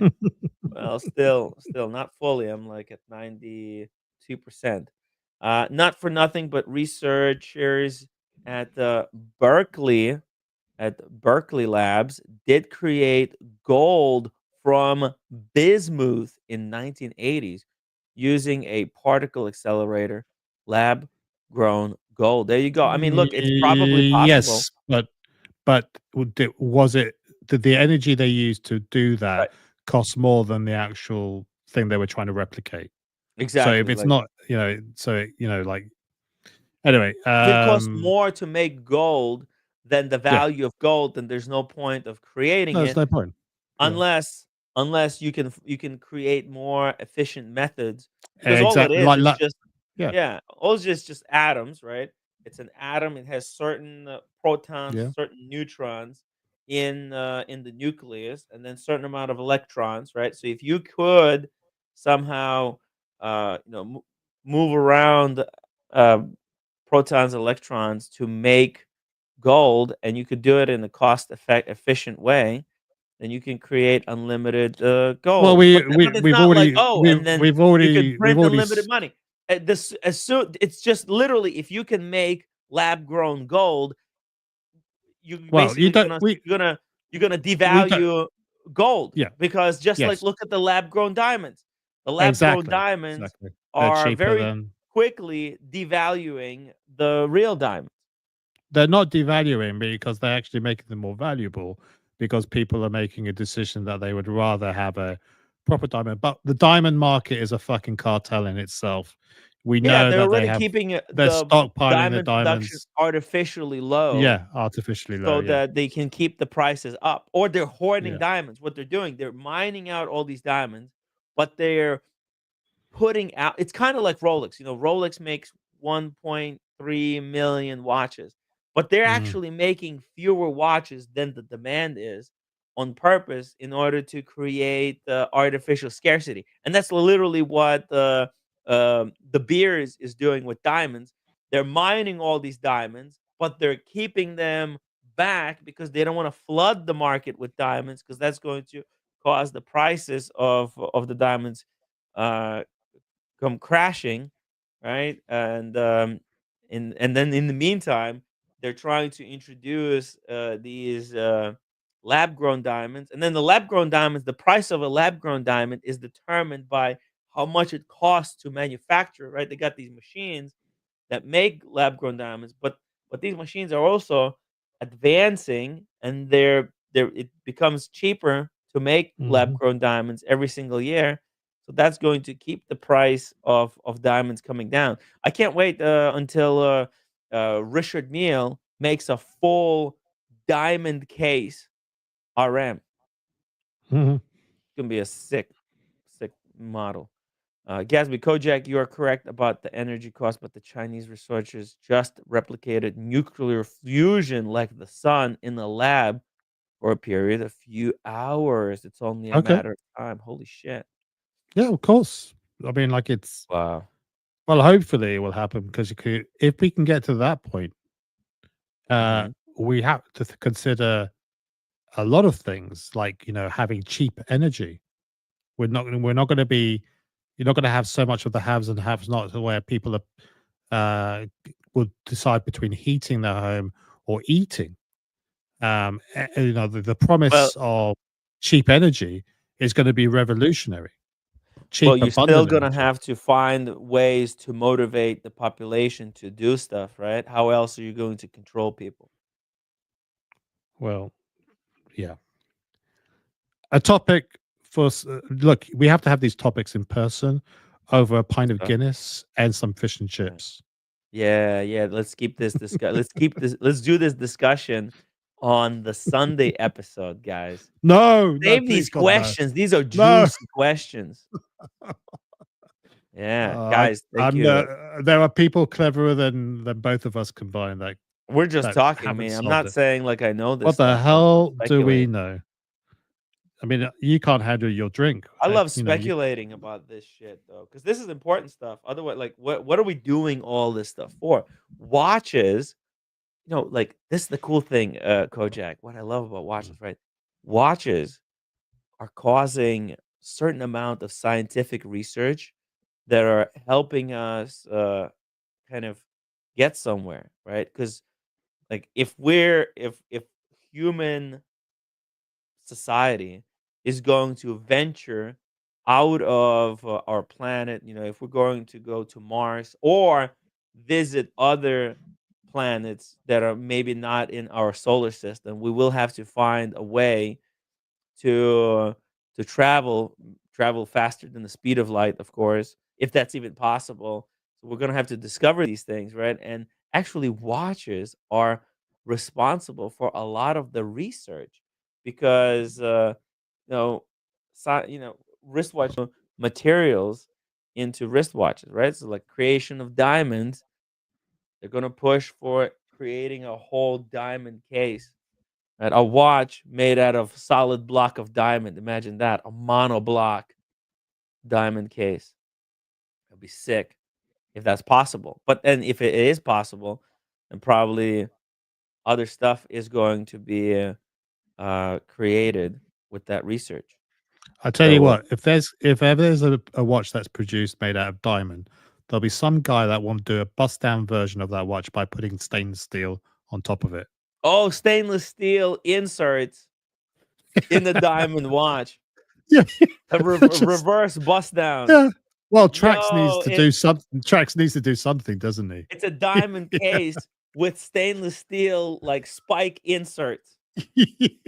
What you do is drill tiny Wow. little holes and you inject molten steel into Ooh, that would be cool. it. Imagine, yeah. Listen, never know. A lot of things are possible, and yeah, it's interesting. It's interesting. That's why I love the watch hobby because it's literally the frontier for a lot of research. Right. So Mhm. I do wonder, is there life on other planets? Can humans travel? I was just recently rewatching Interstellar. It's such a great film. Like, are we ever going to get to that interstellar level, or do we need to send Matthew McConaughey to go into a dark hole and then get us this research? I mean, what the fuck is it going to take? Am I going to live long enough to see, aliens invade Earth? I would love to live to see it. What do you think? What do you think, Kojak? Well, Are aliens ever I going to invade us, or is it not worth it for them? well, let me answer that in two parts. Mhm. I'm reminded of the movie Contact, where Jodie Foster at the end of it was asked the question, is there life out there? And Mhm. she doesn't say definitively one thing or another. What she says is, it would be an awful waste of space if there wasn't. Just Mhm. think about how infinitesimally small we are, a speck in the grand cosmos, and Yeah. we're the only place that has life. It's a hell of a lot of space. It's talk about inefficiency to have all that space and we're the only ones. Who But it only knows? takes one, right? It only takes one civilization to discover the travel that's faster than the speed of light, and then we can colonize the entire known universe. I think when the advancement will happen so quickly once it's discovered. Yeah. If you And were if you were superior alien race, you've managed. Presumably, you've been able to sort out energy issues. You've been able to do interstellar travel. You would decide what to come to this planet well, eventually in this you in this you current in will. this current There's state. this shit to harvest here, right? There's metal. There's all this gold that we dug up. Maybe No, they but will like want if our you're Bitcoin. Think about all the Bitcoin we have. The aliens, they will want our Bitcoin, wouldn't they? oh dear God, it's so funny. It's It will but come down. It's like, oh, look at all this Bitcoin that these guys got. That's the first thing they will want. We're going to Or travel millions of light years, and we're going to go to this backwater place called Earth, where they can't agree amongst each other, and they at war all the time. And that's a place we want to go on our vacation, on our do you interstellar think they will vacation. want our Get the Hawk fuck 2? out of here! Maybe they will want our Hawk 2 coin. They got the Oh Hawk my 2. god! We got the monopoly here on the Hawk 2 coin on Earth. Yeah. We Wisp says, if only we could use movies to describe daily life. Oh, wait, someone already thought of that. Look, I think the point is that interesting stuff is happening. All right. There's interesting stuff going on. And watch collecting is a big part of the going on. Right. So we Well, could wait and let it come to us, or we can speculate and be a little bit more ready when it comes, right? That's how I see it. yeah. Okay. JBB says any planet on which you can watch a Tim Wright live stream is certainly not the backwater. There you go. Oh. Come for the chicks, stay for the watches. Thank you, we. All right. Well, I think we're good. I think that's the show for tonight. I'm surprised we were able to last this long. Well, that's But the beauty of circular logic. You can just spin it circular out of train. control. Yeah. Yeah, I mean, yeah, guys, thank you for watching. Smash the upvote. Let's get to 100 upvotes before the end of the stream. Let's wrap it up. Let's wrap it up here. We Wisp, another $2 super chat that Aw. went over your head at Mach 2. LOL. No, I think we This got one? the reference. Yeah, look, can only do the best we can. Get a double Vesper to follow this one. Yeah, get the this is the after Vesper stream. It's not meant to be comprehended. You probably should have a Vesper while watching tonight's show. It was It's, pretty brutal. I'm convinced that this stream is people's definition of purgatory. Yeah. We are in the 7 rings of hell. Is it the 7 rings of hell or 7? 8. 8 rings of hell. 8 rings of hell. And you are who helps Dante navigate the 8 circles Oh of hell? Christ! I haven't read it in years. Oh, is it Forgotten. I think actually it's the author, right? Who's the author of Dante's Inferno? Virgil, right? I think it's Virgil and Dante. Yes, that's right. It's the two of them. Is it? Yeah, Virgil. Okay. Yeah, Virgil and Dante. They're the ones that walked the 8 circles of hell. They got to see all the highlights, all the cool shit. Hmm. Yeah, it's cool stuff, guys. Smash the upvote. We'll be back tomorrow. What are we doing? What's tomorrow? Tuesday? Tuesday, Speedy Tuesday. Speedy Tuesday, guys. Get your speedies ready. We're gonna chill out. We're gonna see. Maybe Omega will come out with a new watch tomorrow. Oh, And they are actually- coming out. We suspect they're they're going to do the usual thing. They'll launch something before Watches of Wonder just to try and attempt to steal some of the limelight. Almost certainly.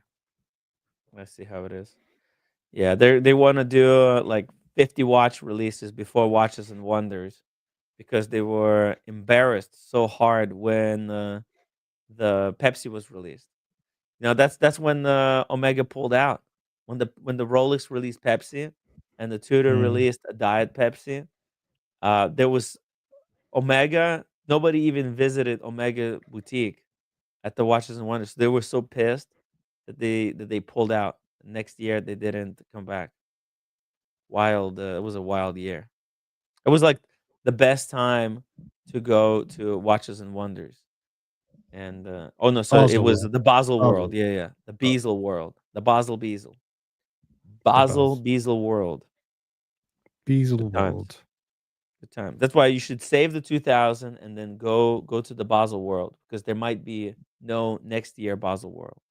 You see it? If only that guy waited 1 year, saved 2000, used the 2000 to go to the Basel World, he could have been there for the last Basel World. And now there's no more Basel World. It's only Watches and Wonders.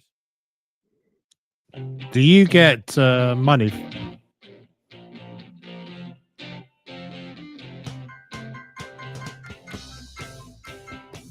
Kojak? No, no. I was wondering, are you sponsored by the word Basel World? Because you mentioned about Basel, 20 Basel. times. No, we're completely unsponsored here on the Tim Wright channel. We're only sponsored by our amazing audience. That's the only people that we have to be loyal to here. Just our viewers. So guys, if you enjoyed the stream, smash that upvote button. That's free. Become members. That's for a price of a cup of coffee a month. You could be a member, and I will do this show for you guys every single day. And also, you can super chat or support us via PayPal, and I'm going to try to make something off of this. Something big. So don't go anywhere. We'll be back tomorrow and every single day if you allow us to. Oh, Jack, thank you so much for joining me today. That's all right. You're taking care of business. We're taking care of business.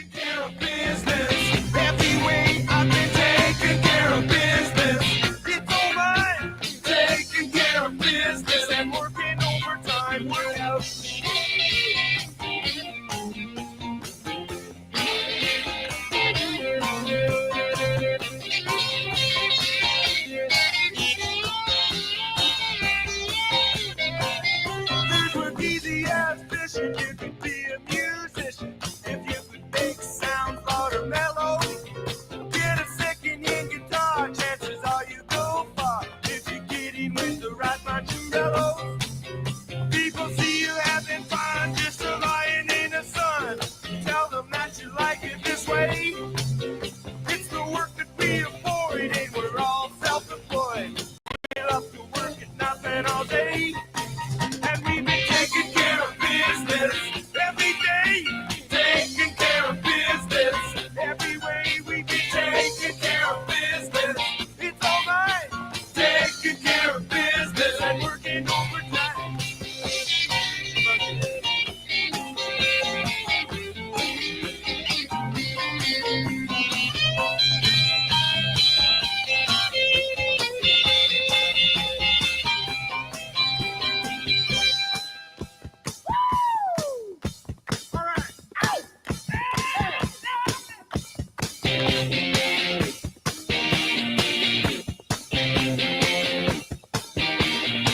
Take good care of my business when I'm away every day.